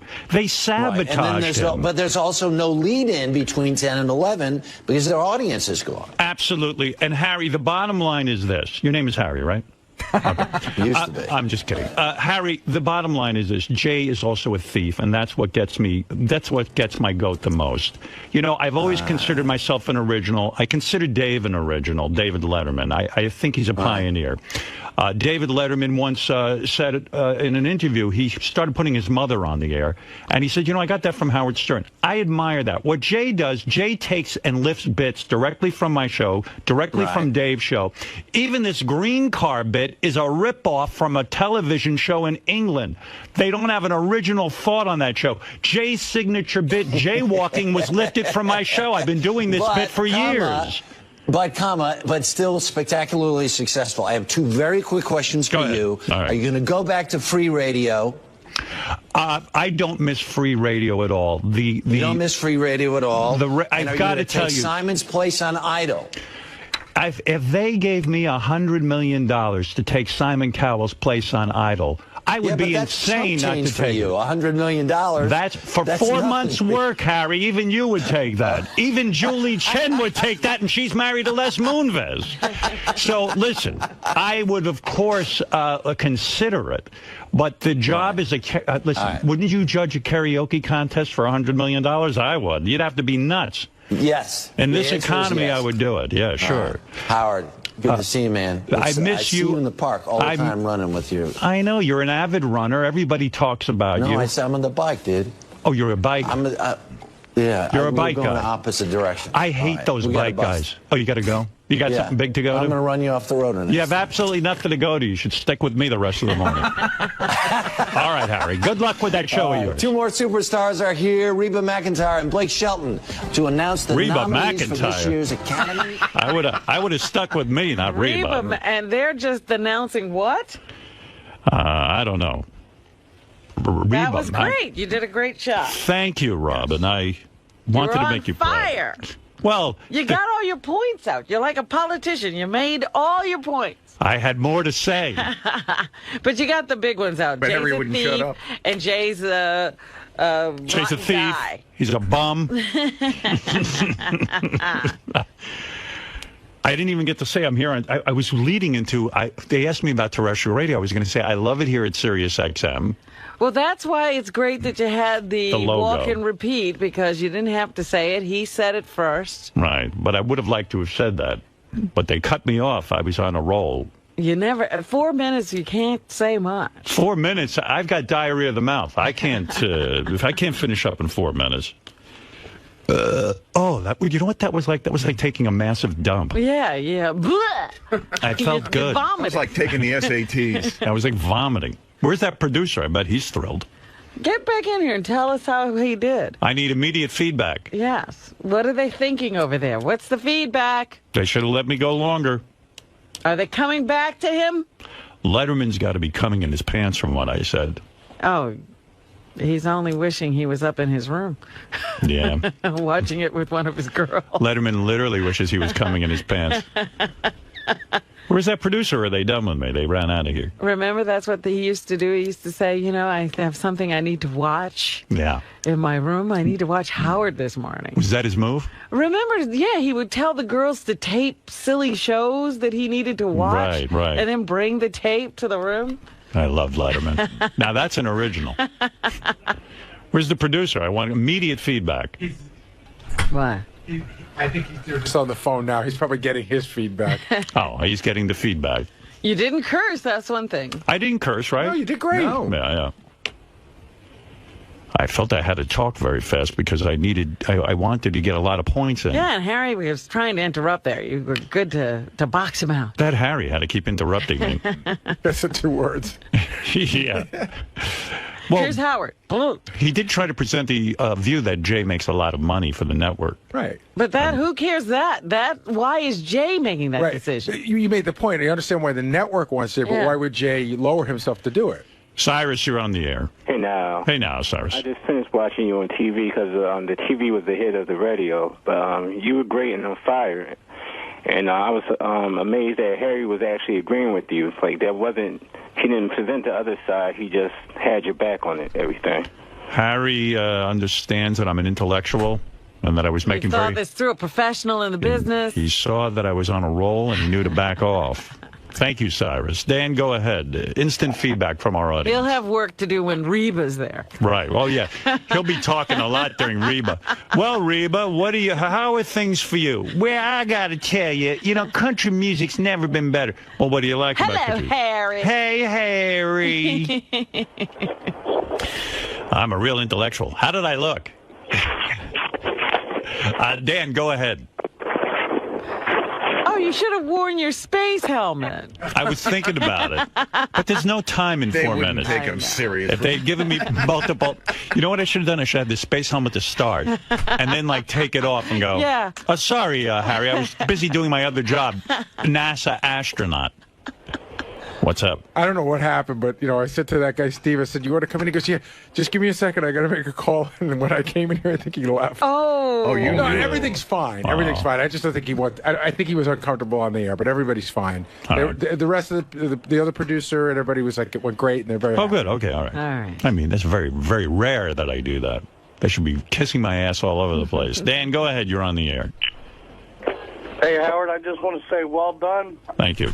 I was a guy who called yesterday and told you not to talk about Jay Leno, but I feel they didn't give you enough time at all. See, here's a guy. Howard, you were complaining about me talking about Jay Leno. Now you wanted more. I got a couple of emails here, and if it's true or not, they said they cut off a significant part, the last part of the interview. They did? That's, I don't know. You'd have to get JD to I got to tell you something. I will never understand television and the way it's produced because, and I say this all the time. When you have a show like the CBS show, and you got a guy like me on who has something to say, and let's face it, I know I'm entertaining. They have it locked in that I'm going to talk for 4 minutes. And that they got a couple of stiffs waiting in the green room, Reba McEntire and these other people. You could have me on there, and you say, wait a second, this is rolling great. This is good. So let him go another 2 minutes. Like I said, I would come back to you all during the show. You got a 2-hour show. We're here at the same time. Come back to you over and over again. They should have potted down and then come back, and I'd still be talking about Jay Leno. What is it? I don't think they cut off anything. It seemed fine to me. It would be hard to do I got 2 or 3 emails saying so. What part? I mean, I don't know what part. All right, JD, let's get to the bottom of this. What did you see as the last second? What was they talking about? They even let the Julie Chen thing go through. Yeah, I then believe. after Julie Chen, then I said to Harry... something about bike guys or whatever. Right. I said, I hate those bike guys. Yeah. Yeah, that's it. Then they got said the you whole should thing. stick with me, and then it cut down. I was hoping they left in the Reba McEntire part, but no. All right. Thank you. No, they got the whole thing. Good. Susan. Hey now, Howard. Hey now. When I heard you come on, I immediately ran to my TV to see you, and you look fantastic. You see, Robin? You see? Very good. I was very excited. That's from a woman. A very attractive woman. You look great. I think that if they would keep you on all day, though, they might be afraid you to pirate the show and steal the whole show from them. Well, what would be wrong with that? Day in and day out, they do the same dopey show. You have somebody good on. And they've been trying, they don't beat Good Morning America and the Today Show. Right. It would be nice for them like to get some ratings every once in a Sure, why not? Rob, go ahead. You're on the air. Rob in Toms River, New Jersey. I'm sorry, Howard. Yeah, thanks for taking my call. Howard, the only thing you missed, you should have called Jay a communist or a terrorist. He is a terrorist. Got on his blood, yeah. You're absolutely right. I missed that. Maybe I can get back on quickly. Put back the link. Check his underwear for bombs. Melrose Larry Green, who I haven't heard from in a while. And by the way, I was watching Melrose Larry Green on YouTube, where he issued me an apology for going on the Man-Cow show. I never cared, Melrose. He didn't even know. Did you know he went on? No. Oh, okay, Howard. Well, Howard left the pass. Mickey Mantle home run, tape measure home run, Howard. This morning, unbelievable. You knocked it out of the park. Thank you, Melrose. I just flew in from Miami. Amazing, Howard. Congrats. Mazel tov. Melrose flying in from Miami just to tell me that, just to catch me on TV. Howard. Yes, Jeff the Drunk. You did good. You did swear. I'm so proud of you. Well, thank you, Jeff. I actually, I know Jeff does. One thing Jeff the drunk does is watch TV all day. Yes. So if anybody knows if something was entertaining, it would be Jeff. I saw Marianne from Brooklyn. Oh, was she on? She was on just before your interview. She was out there with the in the weather crowd? Holding the sign. Holding a big sign. What did the sign say? Oh, I don't know. No. Well, Jeff, thank you for being proud of me. Jeff, is anyone ever proud of you? Yeah, sure. Oh, Who? okay, good. When? When did that happen? Proud of me. Who's proud of you? My mom was proud of me. For, you know, for being me, I guess. well, then, good. Ralph Cirello. You looked very handsome and you were very funny. Thank you. And you're so right about them moving things. You know, you're waiting for somebody like you, and then they rush you off. Those shows are so hard to watch because you wait for something, and they're okay. Next thing. It's and so you know they're going to be playing back the tape of this all day long. They're not going to be playing back tapes of Reba McEntire or that other guy. Yeah, who's waiting for that? One of the things that I would do if I was the producer of a CBS show, you know, I was listening to Bernie Goldberg on the O'Reilly Show. And he was saying how people on the network news and things like this don't do anything original anymore. And one of the things I would do is, if I would be the type of producer, if something live was happening that was good, I'd stick with it. Absolutely. Why not? Go with it. And you're somebody who's never anywhere, you know, except Howard TV and Sirius, so you have to pay to get you, and how you get for free keep you on. Well, whatever. What are you going to do? Thank you, Ralph. What is it, JD? I'm going to produce CBS. Thank you. Yeah, see, Ralph knows. They had to move on to announce some country music awards after. Right. So. They were in a rush. I'm sure. Well, they're probably on CBS, so that's everybody's very excited about that. Well, that'll be the last interview I do for a while. But if anybody wants to talk about Jay Leno, I'm available. You only do Jay Leno interviews. Yeah, I will do any interview about Jay Leno. Even a free newspaper. James, go ahead. You're on the air. Howard, let me tell you something. You make me fucking piss my pants. I love the way you trash that fucking vomitous cocksucker, Jay Leno. And I want to meet you more than any person in the entire world because I think you are fucking God, and I love you. Isn't that nice? Thank you, James. Thank you, Howard. I appreciate that. That is a good man. Yes, Captain Jenks. Hey, good morning, Howard. That was a great fucking appearance. That was a lot of fun. Oh, you know what? You know what would be really cool, man? Dave owes you a big favor. What favor do you need? Dave doesn't owe me anything, Jenks. I'll be honest with you. I like Dave's attitude. I like Dave Letterman a lot. And I always appreciate the fact that he put me on national TV when I was not as well known as I am now. So I'm always on his team. He also was in my movie. So, you know, I do feel an allegiance to him. And I happen to think he's a very talented, funny guy, an original kind of guy. Yeah, well, absolutely. But he should feel allegiance to you after what you said today, Howard. Well, he absolutely should. Listen, I went on Dave's show. The last time I went on, I said, and Dave was gracious enough to have me on for a couple of segments. And he brought up, I don't know, I guess I brought up Jay Leno. Yeah. And Jay Leno, you know, I started to say, listen, everybody, why don't you stick with Dave? Screw Jay Leno. Jay Leno's a jerk-off.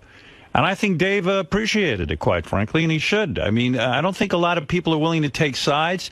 But, you know, the truth be told about late-night television, these guys compete. They look at the ratings every day. And as cool as they try to play it, they care if they're number one. All right, so what is going to happen now? You're going to People should choose sides. Things. People should choose sides, No, Robin. I'm not talking about that. In the ratings, Letterman has been number one. Right. True? That is true. Or was he number two to Nightline? I don't even know. But he was beating the Tonight Show. Right. So what happens now that Jay is back? Well, the first show Jay is back, everyone's talking about it, so it does get a ratings boost. You know that. Maybe for the first week or two. I think that Jay has 5 million solid viewers who follow him. They seem to follow him wherever he goes. Really? And quite frankly, he could end up beating Dave. I don't know the answer to that. I don't have the crystal ball on that one. What I'm hoping for, I'll tell you this. that enough people will sit there and get sickened by this guy, that his image has been tarnished, and that, you know, they just go, oh, you know, Jay's kind of creepy. Mm-hmm. I'm hoping that happens. But, you know, with the world of television, you don't see that a lot. You know, I was originally going to suggest that you put on the astronaut outfit. Well, I didn't have enough time because the astronaut helmet would have eaten up precious time that I can talk about Jay Leno. The other thing you could have done was to wear the 3D glasses over you. Right. Say, Harry, I'm looking at you in 3D. You know, if they gave me 6 or 7, even 8 minutes, then I could have done the astronaut routine. Yeah. I could have put the 3D glasses on underneath the astronaut helmet. You know, we could have had some fun. Yeah. But it's very pressured. I did see Marianne from Brooklyn. She was holding up her King of All Media sign. Yeah, she's terrific. She's a real doll. She's always out there promoting. Riley Martin, host on Howard 101. You're on the air. Good morning, Howard. Yes. Yeah, you did good, kid. Thank you. Were you watching, Riley? Yeah, I was watching. Look here, Jay Leno, I never liked that big box-head bastard. Ever since I was at your party and he told you to get rid of Robin, right? I ain't liked him since.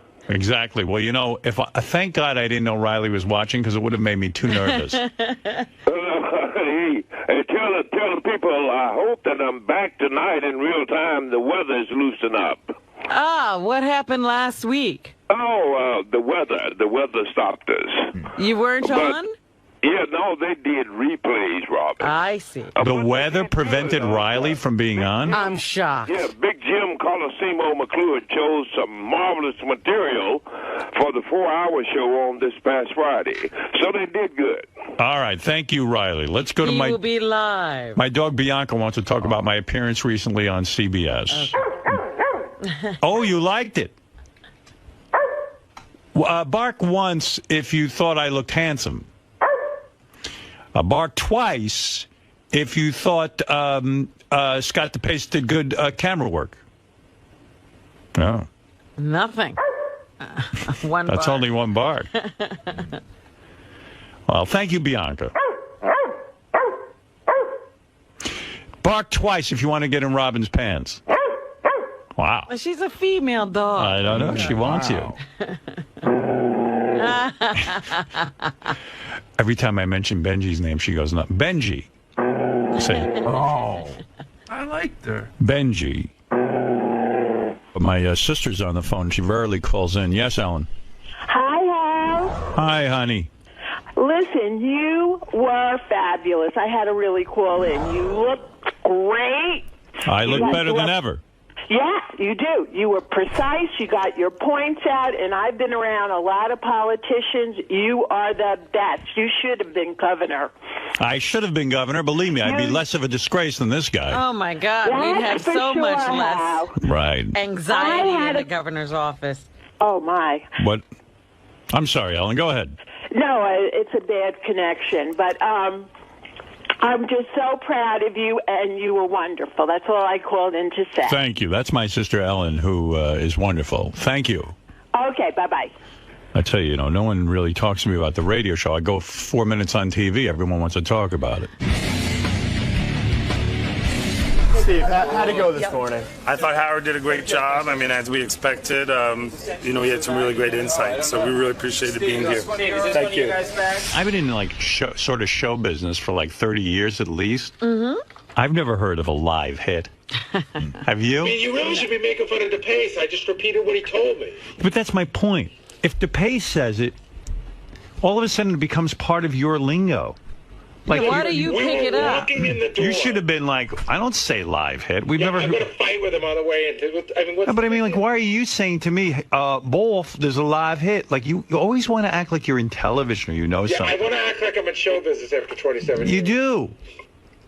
I mean, that's not even Gary's word, and suddenly he's, Wolf, there'll be a live hit. Oh, that's the word. Let's get more cutaways going. What?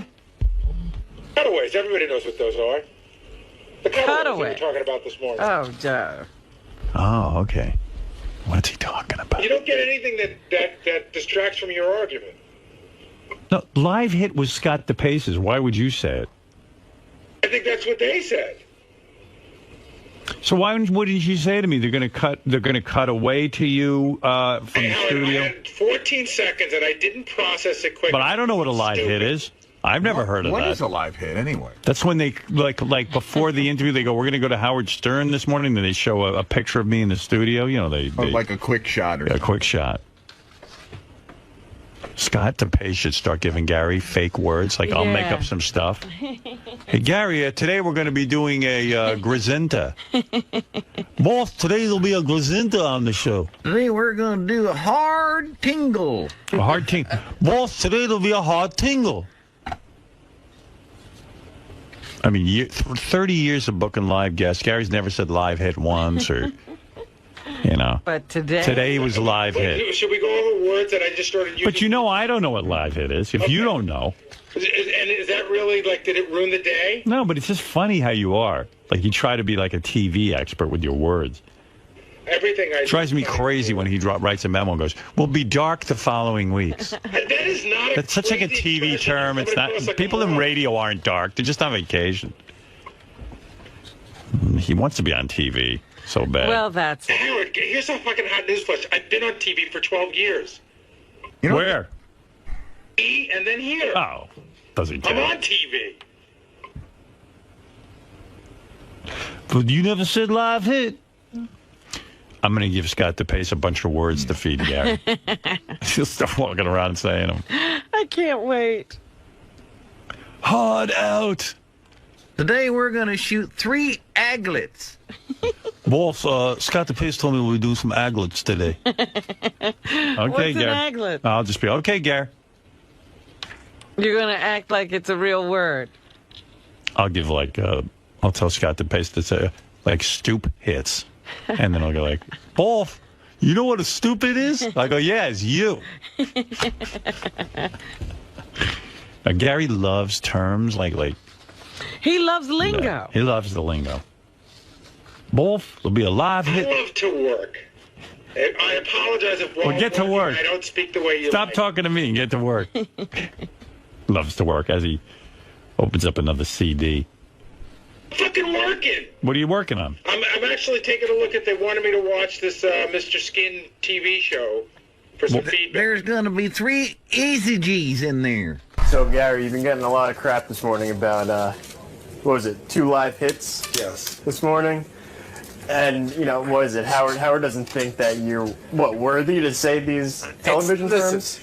I got in 20 minutes late today. I got stuck in traffic. I knew the CBS people would be in here. You were going to be here. As soon as I walked in the door, DePace goes, "Listen, they're going to do live hits all morning. Here's a list." So I walked in. I repeated it to Howard. He's like, "What is that? What is that?" So he's just, he's just fucking around.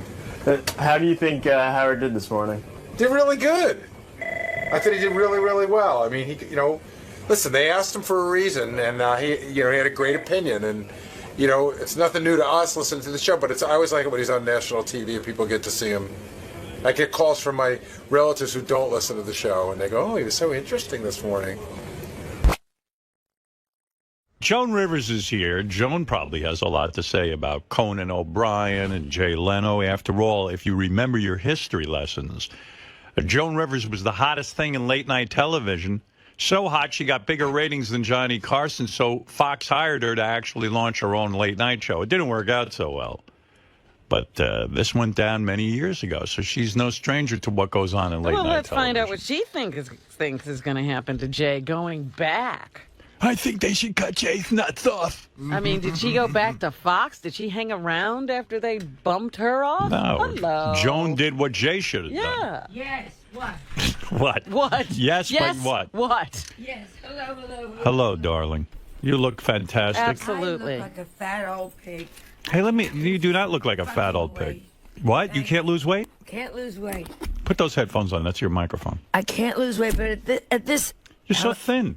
Oh, please. At this age, though... What do you weigh? Can I ask? I used to weigh 107. I was so happy. Right. And now, literally, I'm 116, and I want to kill myself. And my pants don't zip, and you just want to kill yourself. When you're liposuction a possibility? At this age, you take liposuction, it all just falls down. When you're completely nude, I mean, I'm sure you get nude in front of the mirror and take a look. Yeah. Do you see a paunchy belly? Do I see Yes. What do you see? I see, like, I never had a stomach in my life, and now I have this big, stupid stomach. You have a belly. Yes. Like a pot belly? Is it tight at least? It's worse. It's higher up. It's like those women that look like pigeons. And you don't have any shape anymore? You lost that little curve? The waist went. The waist went to what, in your 30s? But I think it may be because I'm pregnant, and I want to announce on your show. You know, I haven't had my period. I just have to do this show. Go ahead. I'm sorry. I was laughing. I stepped on it.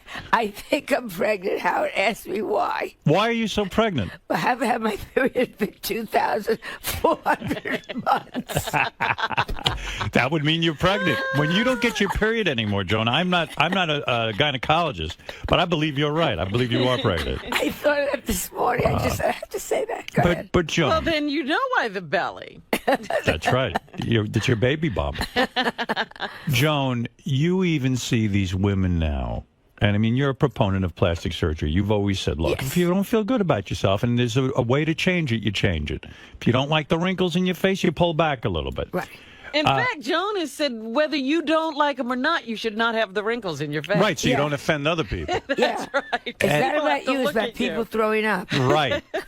You've been, have you spoken yet about this girl, 𝗦𝗵cie𝗄𝗿𝗍, Yes. who's like 21 years old and went and got not only breast augmentation, which lots of girls do, but she made them unusually big. I think she even had like 16 procedures on her face at 21.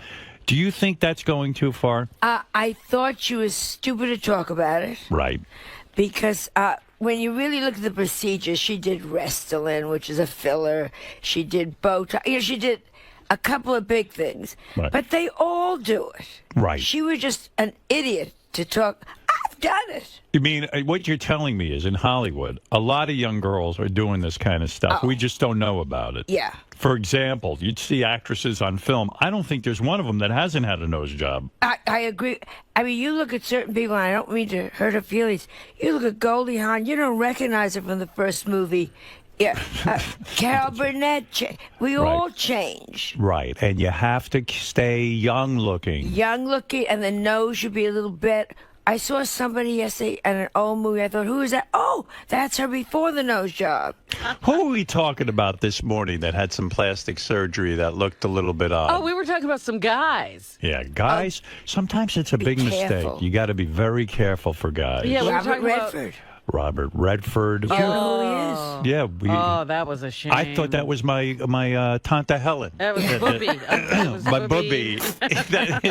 No, but like even I see Al Pacino's pulled back. He doesn't look as masculine anymore. You know, they should do it, what I always say, little bitty increments. Right, So you don't slowly. see it happening. Absolutely. Now, Well, look, actually, we were supposed to call Joan something else this morning. We were going to say we had Kim Yunnan here. some people thought you looked like Kim Yunnan from the Olympics with your recent surgeries. But I look like the poor guy that was killed on the luge. yeah, you look like the Empress of Korea. But I think you look terrific. I think you're an inspiration. Like even my mother always says to me, my mother's older than you. Nobody's She said, older than me. No, my mother is.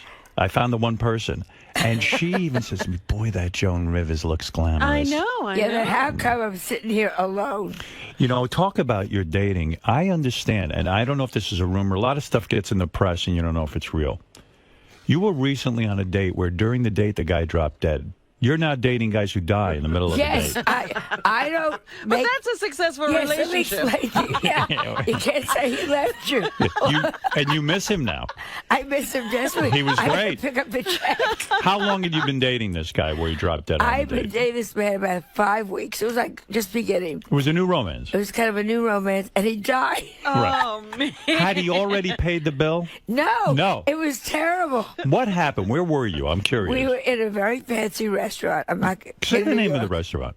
It was similar to the one that you got married in. So why wouldn't you say? It certainly wasn't Well, the food they that don't killed like him. this. First of all, _Le_Cirque, which is such a fabulous restaurant. Right. They don't like you to say that older, you know. Right. You don't like to check your coat and see walkers. Right. So you go on a date. Yeah. You've known the guy 5 weeks. You haven't been intimate with him yet. No. You know, I mean, at this Well, point. maybe we have. We both forgot. Right. But had you been, I mean, you were just. No, it's still like he had met me, and then 2 weeks later they ask you out. You know, that kind of right. thing. He'd kissed you, maybe. Well, Let's not go there. You don't want to kiss old guys. Is it like you have to date older guys now? Yeah.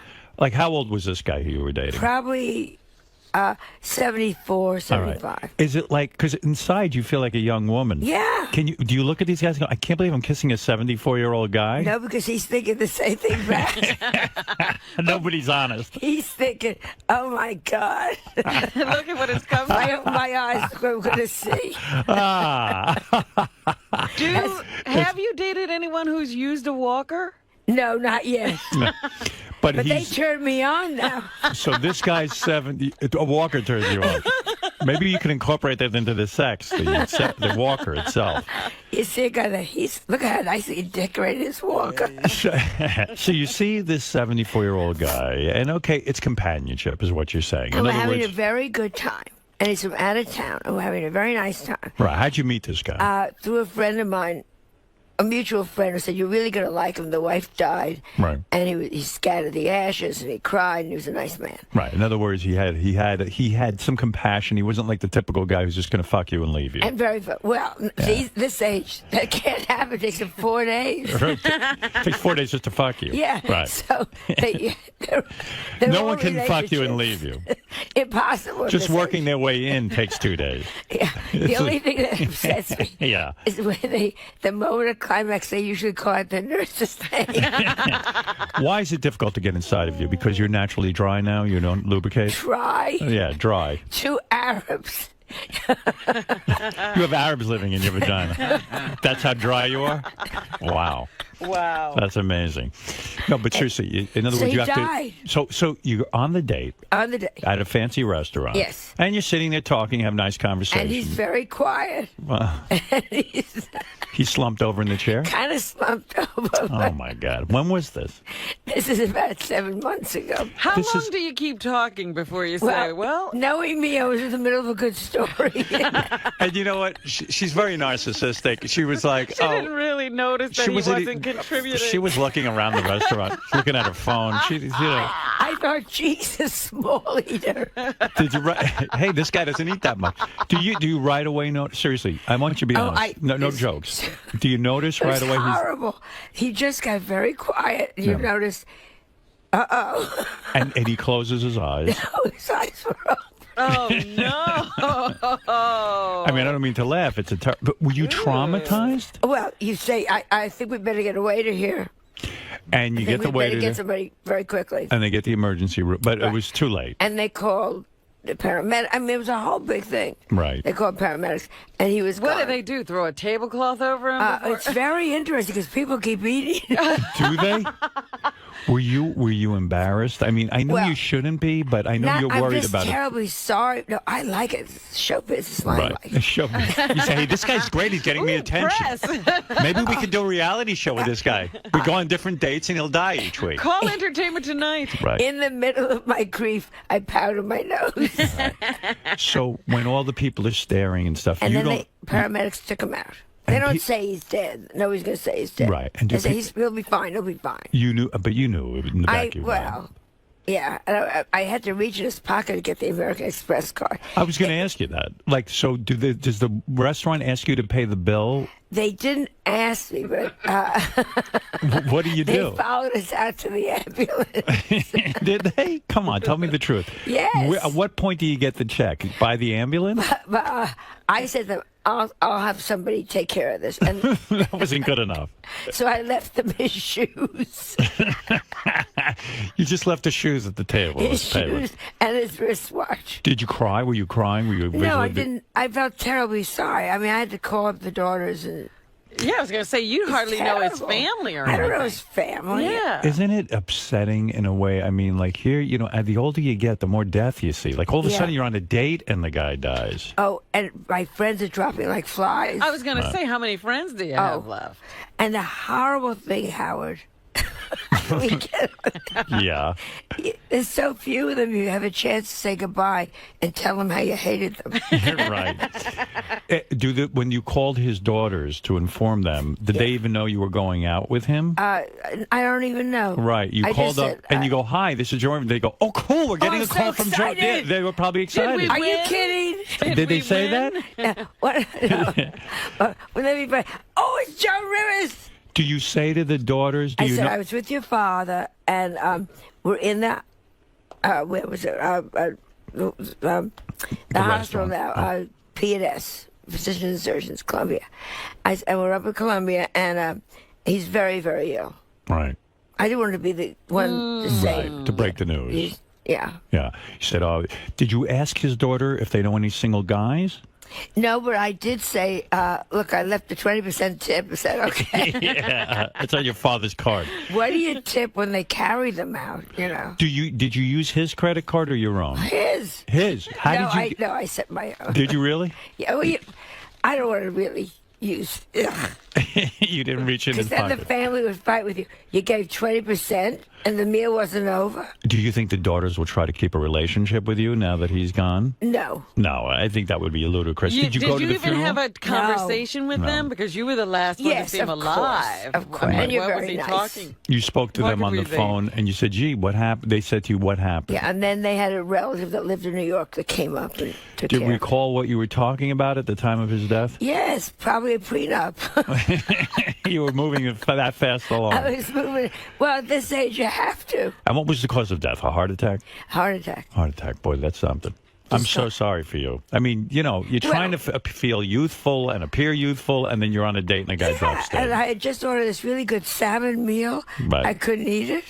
Well, what a tribute. It was terrible. Were you eating while they're carrying him out? Did you stop eating right away? Well, I, you know, that's why I'm gaining weight. I like food. Were you sitting there saying, "Oh shit, I can't finish my meal"? Because you must have been really hungry. I was sitting next to him on the banquette, so thank God I didn't see. Yeah.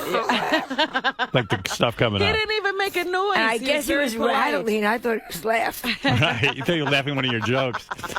But what a tribute. He probably felt a little bad before, but he was going out with Joan Rivers, so he pulled himself together. When he really saw me in bright light, he passed out. But, I mean, in a way, you know, I know when I'm like you. I try to stay thin. And when I go to dinner, like I starve myself all day. You know, I eat my lunch and that's it. I'm done. And then not till dinner. So then you finally get to dinner. You're probably hungry as hell. You're sitting there and you're like, "Oh shit, I know this is shallow. I wish the guy hadn't died. I would wish I could have finished my meal." Oh, yes. And they had really popovers. Oh, You know? Did you go out to eat after you took him to the hospital? No, when I went home, I did my own way of, and we all mourn in our own way. Right. I mourned with a great steak. Yeah, you did. You cooked something. But can you imagine the next day, Melissa probably says, "How was your date?" Oh, he died. That one, I lost him. Oh, really? Another woman? No. No, are you going to see him again? Father Time. So. Yeah. He left me just like every other man. Well, I'm very, very sorry for you. I don't know if you heard when you were walking in. I was in the middle of doing an interview with CBS this morning, the CBS show, and they were asking me about Jay Leno and Conan O'Brien. You, more than anyone, must have feelings about this. You don't like Jay, do you? I am so happy he's back because I don't take Ambien anymore. Right. You can sleep through the show. I can sleep right. You know, you get into bed and you know you're going to miss nothing, so you can shut your eyes Right. and not worry. But what do you think? I don't like. Go ahead. My take on it was that I thought that, you know, like when you had your falling out with NBC, you went over to Fox. Right. This guy has a lot of money. NBC fired him twice. Don't you have some pride and then go take your show to another network? He certainly could have. He sucks NBC's corporate balls till the day he dies. He's pathetic. He's not a nice, theoretically, they say, man. Right. To start with. And what's that great thing when he fired? Remember, he got the Tonight Show, and then he fired his manager that had cancer. Yeah. And Helen Kushnick. Yeah. And she said to him, "Jay, He said, I'm firing you. You're not any good. And the story is, she said, Jay, I fed you steak, but I never showed you how I killed the cow. Right. Which I love that. So he's a tough guy, and he wants that money, and he's going to get that money. Right. Now, do you feel bad for Conan O'Brien? Or do you... yeah, $40 million later. Oh, boo-hoo. You don't feel bad for him? The luckiest unfunny white man in America. Do you feel he's unfunny? I don't find him funny. Maybe he's generational. Will you think that he'll go to Fox? Do you think he'll get another show? I think he's already got the Fox deal that they signed in the back of a car somewhere. No kidding. Oh, of course. No, he's sitting around doing nothing. But if he bombed and he didn't get any ratings, wouldn't that stick with him? Yeah, but they all forget he didn't get any ratings. They all forget that Leno didn't get any ratings. They're all screaming like these guys were doing great. It takes time. Darlings, Letterman's doing great. Right. Go watch, who else is on that? See, I watch movies. Jimmy Kimmel. Jimmy Kimmel, who I adore. Right. Jimmy Fallon, I think, is going to be very strong. Right. But they're all screaming like these guys were doing well. These guys suck. That's why they fight. You know, in a sense, when you had your late night show with Fox, they didn't give you enough time, did they? No, they gave me 6 months. And they said to me, I met the president afterwards. He said to me, it was never the ratings. Barry Diller hated Edgar. Edgar hated Barry Diller and Murdoch. And it was fought on that. It was a private thing. You were up probably against the guy who was the king of late night, Johnny Carson. It was going to take time for you to defeat him. But they told me, Jamie Kellner, who was the president then, said to me, we were always in the black with you. You always made money. Always made money for them. He said we were never in the red. It wasn't about that. And I knew it wasn't about that. Believe me, now when you think about what these guys get in the ratings in late night, if they had your kind of ratings, they'd be tap dancing. They would be the king of the late night. Yeah, but you never think of that. Howard, who looks back? I do. I don't. I never look forward. I always look to the past history. You are such a liar. That's the way I operate. I can't. I'm stuck in the past. You are such a liar. All right, let me find out about what recently happened to you on this plane because I don't understand it. You were detained. Where were you?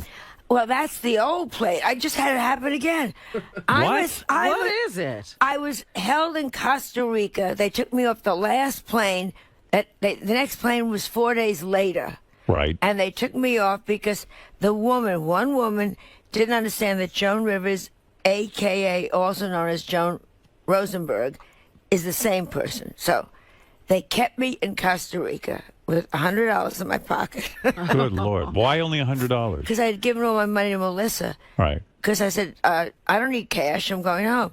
Here, in case they stop me in Atlanta, here, take money. Right. Boy, that Melissa's lucky, huh? Yeah. You empty out your pockets and give to Melissa.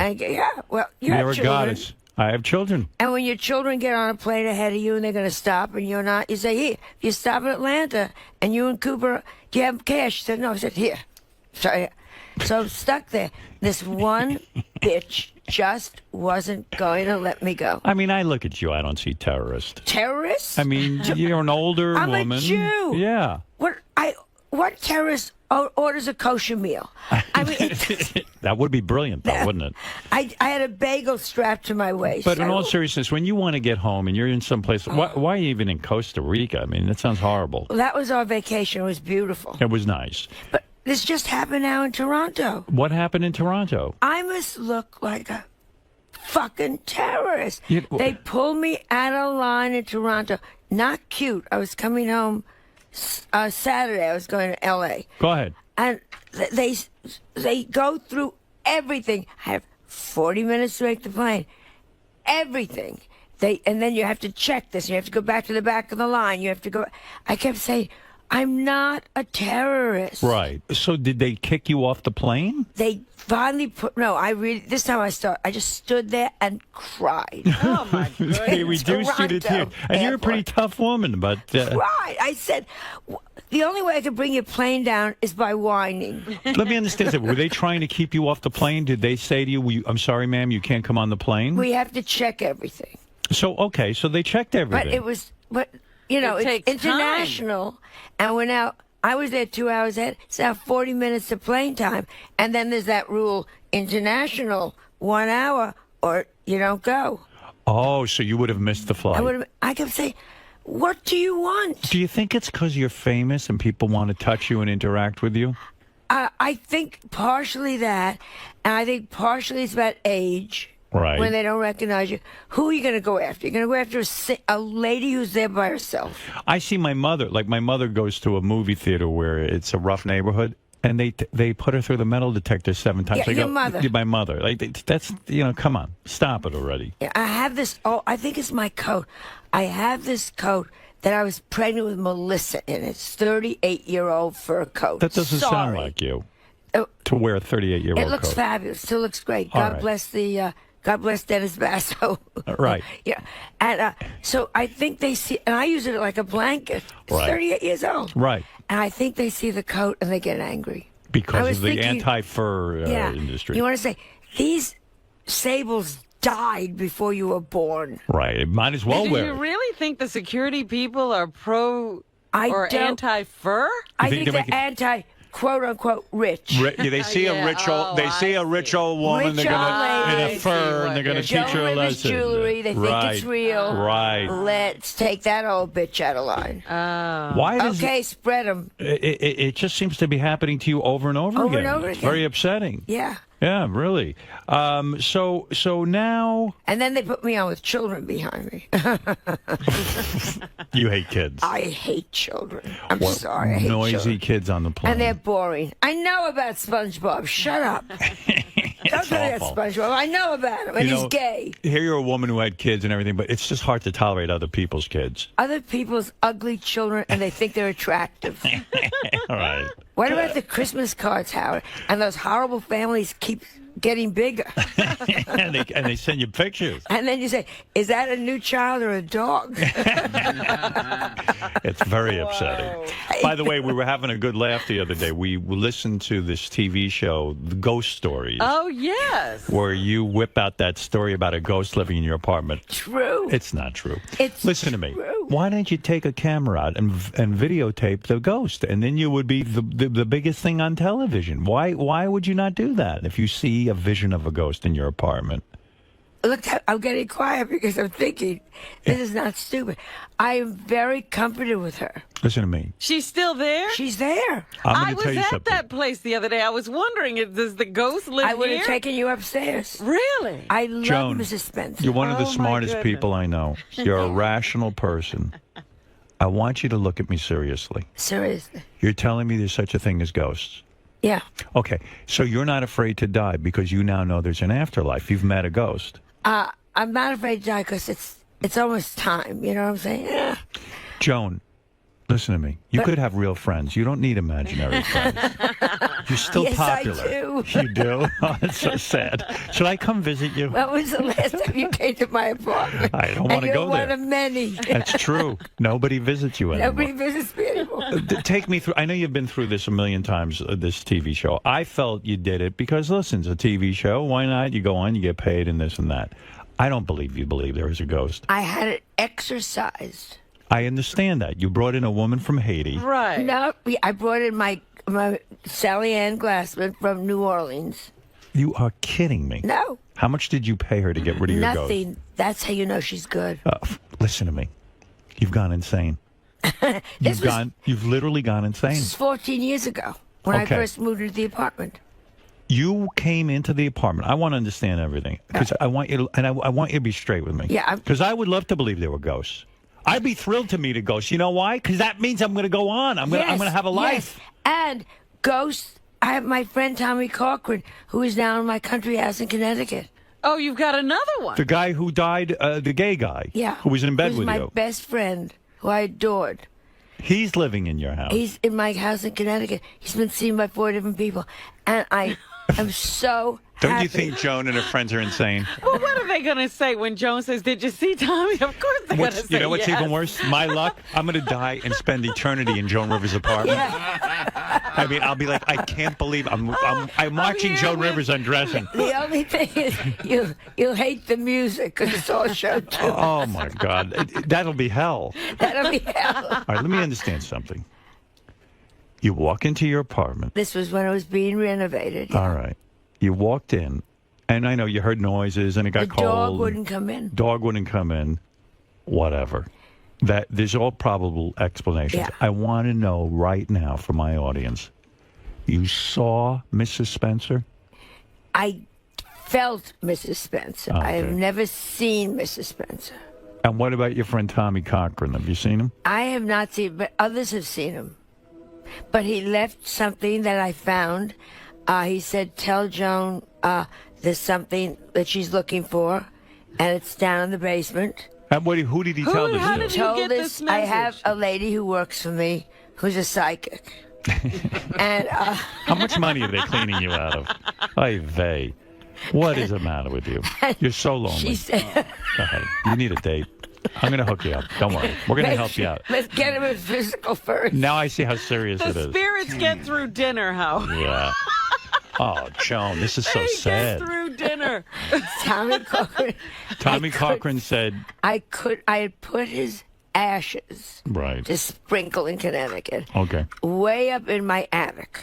Go ahead. And they were left there, and we couldn't find them and couldn't find them. You couldn't find this man's ashes. Couldn't find the ashes. And ashes, you know. Yeah, I mean, you knew they were in the attic. Yeah. Right. Yeah. And he said to this lady, tell her look in the basement. There's something in the basement. And I went down the basement. There were the ashes. And So nobody knew what was in them and how they got down. So how special could this guy have been to you if you lost his ashes? I mean, really. Well, I put them up there. I don't know how he...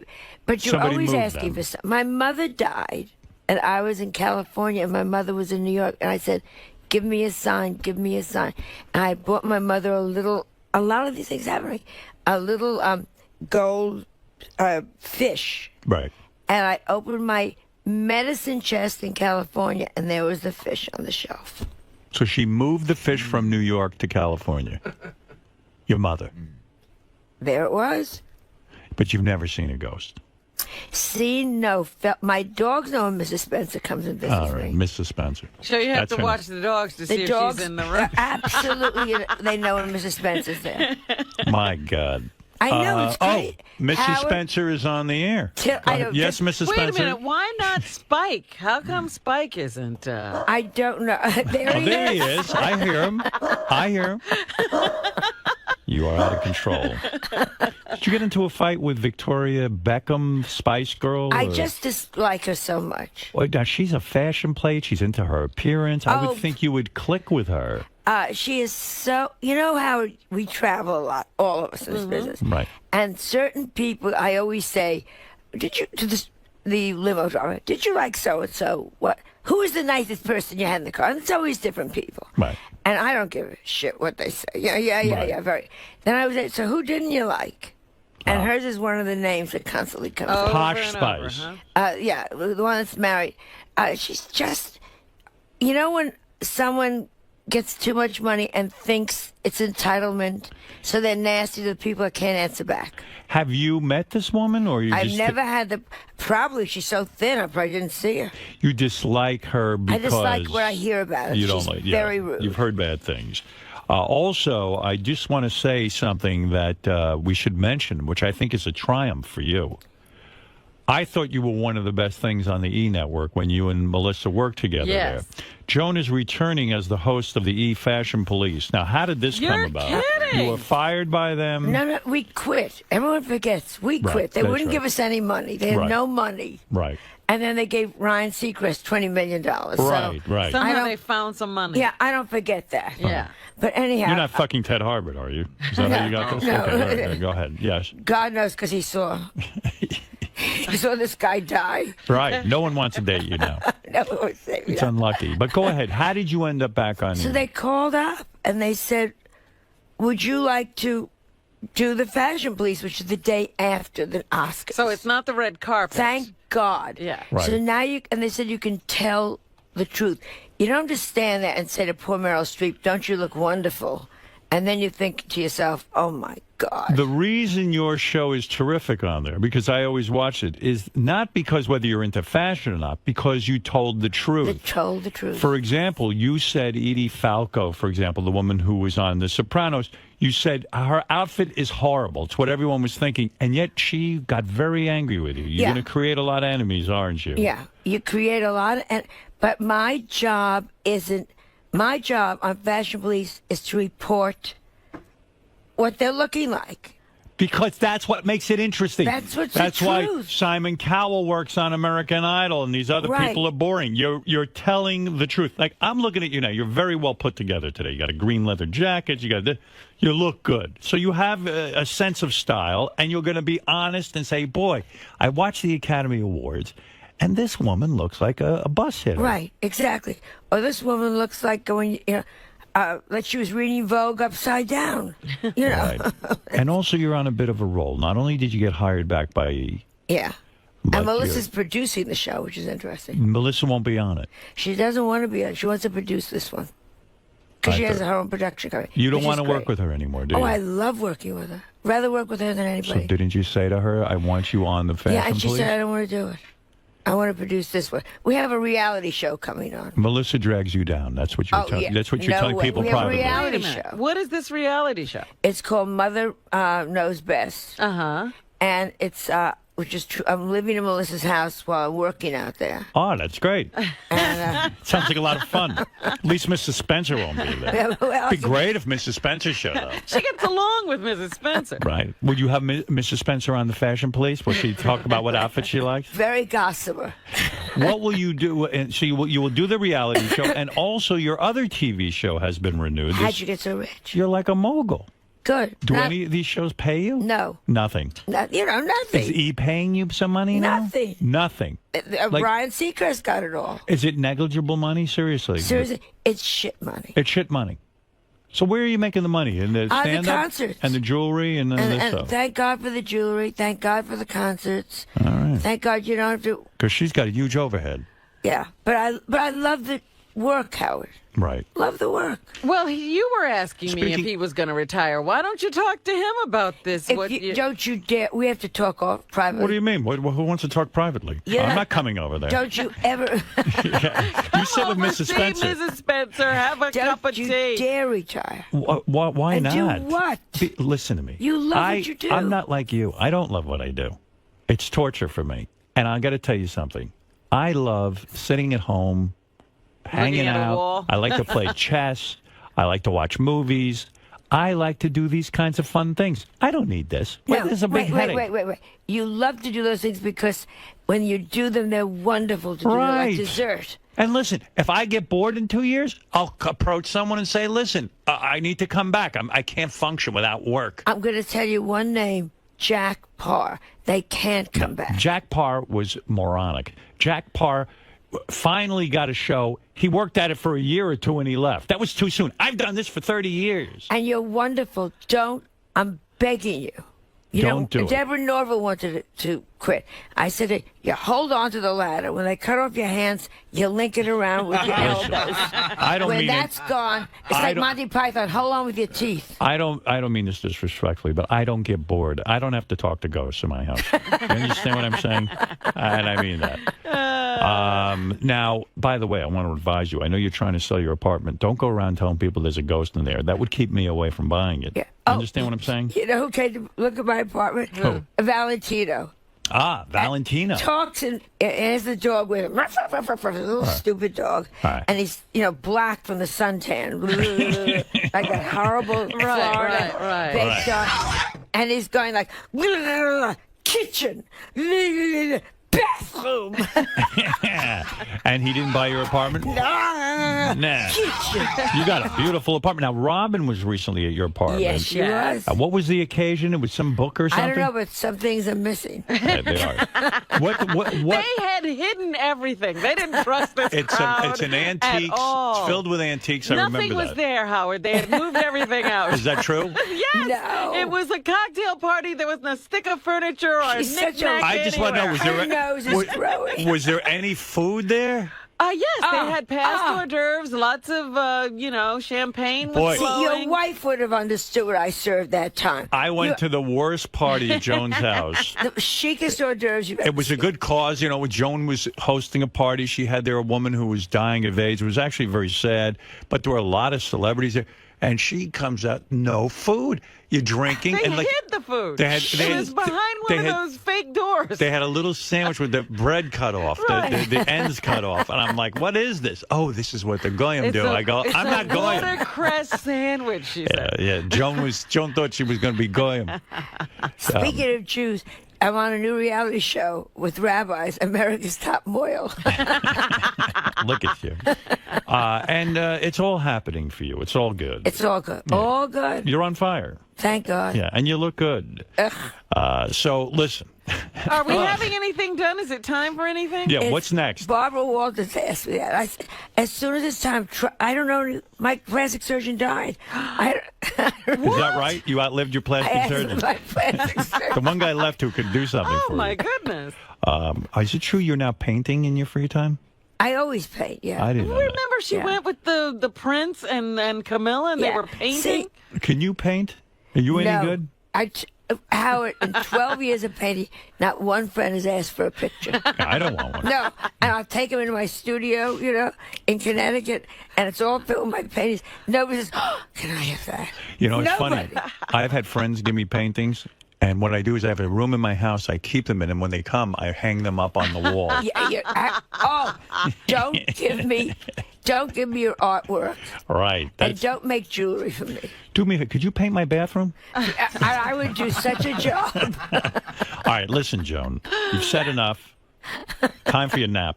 I'm going to put you back in mothballs, and we'll take you out when you're ready. You're on fire. So I love you. You're terrific. Thanks, Joan. We'll be back right after these words. Love you.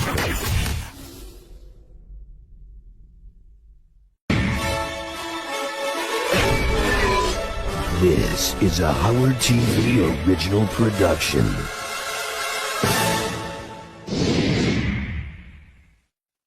Here's what you have to look forward to on this episode of The Bonus Show. Scott the Engineer's new intern Pete earns the nickname Motherfuckers! Benji opens up about his herpes. There's good news and there's bad news. Richard rocks out with his cock out. You gotta look, Gary. That's the other one. This Howard TV tries to read. What do you think of Howard TV? We want to know. And Jason gets all worked up over Lisa G. Maybe they just need to get someone younger and more aggressive on the red carpet.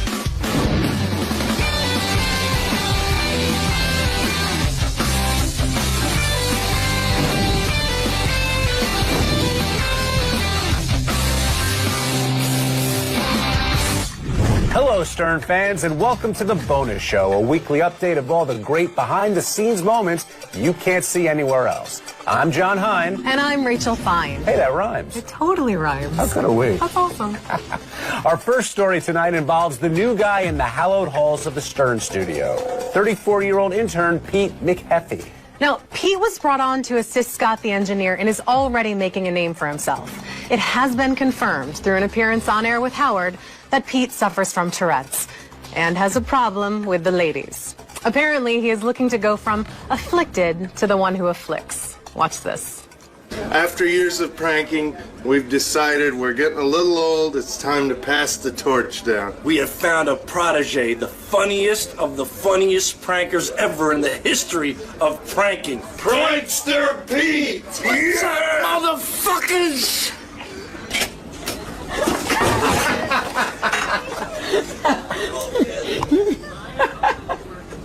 Your asshole, isn't it? The fuck you laughing at? Who told you to do that? I don't know what the fuck's going on. Who the fuck told you to do that? I'm an old dipshit. They told you to do that. And you did it. You gotta fucking pick it up, man. Get Grouchy, You might as well pack your bags now then, if you don't fucking pick it up. Kick his ass, Pete! He's getting Pete! I ain't fucking cleaning it up, I'll tell you that right now. Ronnie, what do you think of Pete's little prank? Dude, I was pissed. If I didn't piss, I would have pissed. If I didn't piss, I would have pissed in my pants. What the fuck's your problem, dude? You're on fucking fire today. Exactly. Look at you. You can't stop. You know, I don't know. What's going on with you, man? And that, my friends, is how a prankster is born. Good for you, Pete. Yet another person on the staff to harass poor Ronnie. You know what? If you have Tourette's, this is the right place to be. And we can't have enough people harassing poor Ronnie. So true. And speaking of harassing poor Ronnie...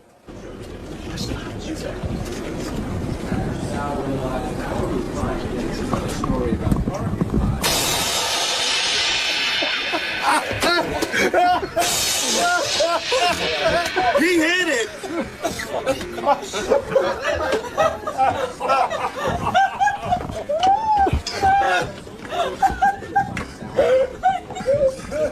All right, man? Fuck out of here. Get the fuck out of here. I'm sick of you motherfuckers. Fucking Well, Rachel, unfortunately, our next story is no laughing matter. Rumor has it that longtime Stern staffer Benji is carrying the herpes disease. Benji wanted to set the record straight, so he invited our cameras to his doctor's office to reveal his herpes test results. Not only am I negative, from what I know, I'm one of the few men in America that are negative for both. Oh my goodness. Well, okay. Well, I mean, in a sense, isn't it like something like 80% of the adult population? Yeah, it's about 75 or so percent, over 70% of the adult population have, by the time you become an adult, you're positive. So over 70%. You can kiss a baby and give them HSV. That's why I don't kiss babies. Yeah, not kissing babies, probably a good practice across the board, Benj. Yeah. Rockers AC/DC visited the show this week, and longtime fans, Richard and Sal, attempted to pay tribute to the heavy metalers with a serenade, only to be shooed out of the studio by Howard. Here's what you missed. Gary, we're practicing for Name That Tune. Okay. We'll do a tribute. Ready? Ready? Guess Name That Tune. Just for AC/DC, ready? Right, Cock right. rock. You gotta look, Gary. I've got to watch. Ready? Go.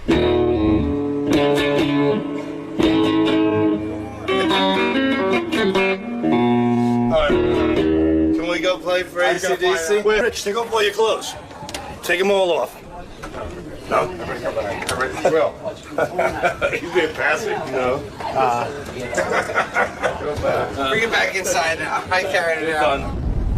Wow, I can't believe he taped that pic to his prick. Yeah, well, I guess playing the drums with his penis would have been a bit obvious. It would have been just as ugly, too. And disgusting, yes. You don't want to look at that. I don't ever want to. No, it's gross. Part of the requirements to be Miss Howard TV, along with looking good in a bikini, is the ability to read. This Miss Howard TV passed on the looks, but reading was a different story. See for yourself. A frustrated Beetlejuice riffs with Howard about the rigors of staring or starring? Starring. A frustrated Beetlejuice riffs with Howard about the rigors of starring. A frustrated Beetlejuice riffs with Howard about the rigors of starring. And finally, we have Tracy and Ann evaluated. Howard in a diverse or diverse? Diverse. Either or, yeah. Whatever you Diverse? Either diverse or diverse. Diverse. So Howard and a diverse or diverse? What do you think of Howard TV? We want to know. Tell me all your dirty little ideas. Okay, just one more time and just say you're saying ideas. Ideas? Yeah. Ideas. Yeah. Ideas? It's a New York thing, sorry. Ideas? Ideas? Yeah. Ideas. Wow, she had lots of ideas for making that segment work. It was really embarrassing for women everywhere. It was embarrassing for men everywhere, Rachel. Yeah, it was frightening. Now, Ronnie is known for many things, like being short, old, and, of course, most famously, losing his temper. Here he is on the wrap-up show, being all three. Ronnie, before you were here, we were talking about your reaction as compared to Benji's reaction this morning. And the way you reacted to, I guess, were you upset by being the shortest member on staff, or was it what Sal was doing to you? What are you talking about, the shortest member on staff? I'm talking about what happened on the show. Fucking Shuley's shorter than me. Didn't you hear? Was your hearing? I did, but I thought you were taking off your shoes. Shuley was taking off his shoes. And he was shorter. And he was shorter than me. Okay. can always count on a very calm Ronnie whenever he's on the wrap-up show. Continuing on the old theme, Jason had some sobering moments on the wrap-up show about Lisa G's lack of youth. Lisa, maybe the industry has just passed you by. Like, it sounds like you can't keep up with the new media. Maybe they just need to get someone younger and more aggressive on the red carpet. Where are you guys Well, coming it sounds from? like you're not being so insulting. This isn't about me. It's about Howard and getting. It has nothing to do with Howard. Yes, it does. It It's sounds his like news department. you are no longer aggressive enough to fight your way to the front of the red carpet. Jason, no, I'm first serious. of all, you wouldn't fit on the red carpet because you're so fat. You would take up 5 spaces. Jason needs to cut her some slack. She's trying to maneuver through a crowd with those 30 Ds. Rachel, clearly you don't work here every day with Lisa G. Okay, good point. Consider yourself lucky. Got it. Okay, wrapping up the wrap-up show clips this week is a lovely exchange between the ornery Ralph Sorella and a man who knows how to host the wrap-up show better than me, comedian Greg Fitzsimmons. Now, word has it that Ralph has been harboring ill will toward Greg for a number of years. In this clip, Fitzsimmons tries to get to the root of Ralph's hatred toward him. The last 3 or 4 times I've been on the show, you've called in and been really hostile to me, and I'm wondering if there's something underneath it. Honestly. No, honestly. I mean, don't fucking hide from it because there's something going on. You don't normally talk to me like this, and every time you call in, you got a big fucking problem with me, and I don't know what it is. I think in general you come off bad on the air, you come off whiny, and you come off like an asshole, and that's what I said last time. Yeah. When we were talking about all this stuff, and I just said, well, maybe you're just an asshole. I mean, with all this trouble you have, you're getting in fights on the street over because somebody waved at you the wrong way or something. And you were just talking about this autograph thing, and I think you're way off. You're insulting this caller who, who's a subscriber who pays money, and you're putting that woman down. I just think you're being an asshole. So you're the police of decorum on the Sirius network. Howard really shouldn't. We shouldn't. Let's not respect Howard and Baba Booey's decisions on who should be on the show. Let's listen to the fucking dresser, the Ramon clone, who calls in because he sits naked in his fucking bed all day with nothing to do. John, you know what really bothers me about you? You constantly side stare at my boobs and you think I don't know it. Well, from all of us here at The Bonus Show, thank you for joining us. Be sure to tune in next week for more Stern Show gems you can't see anywhere else. For John Hein, I'm Rachel Fine. Good night. Good night. Maybe I wouldn't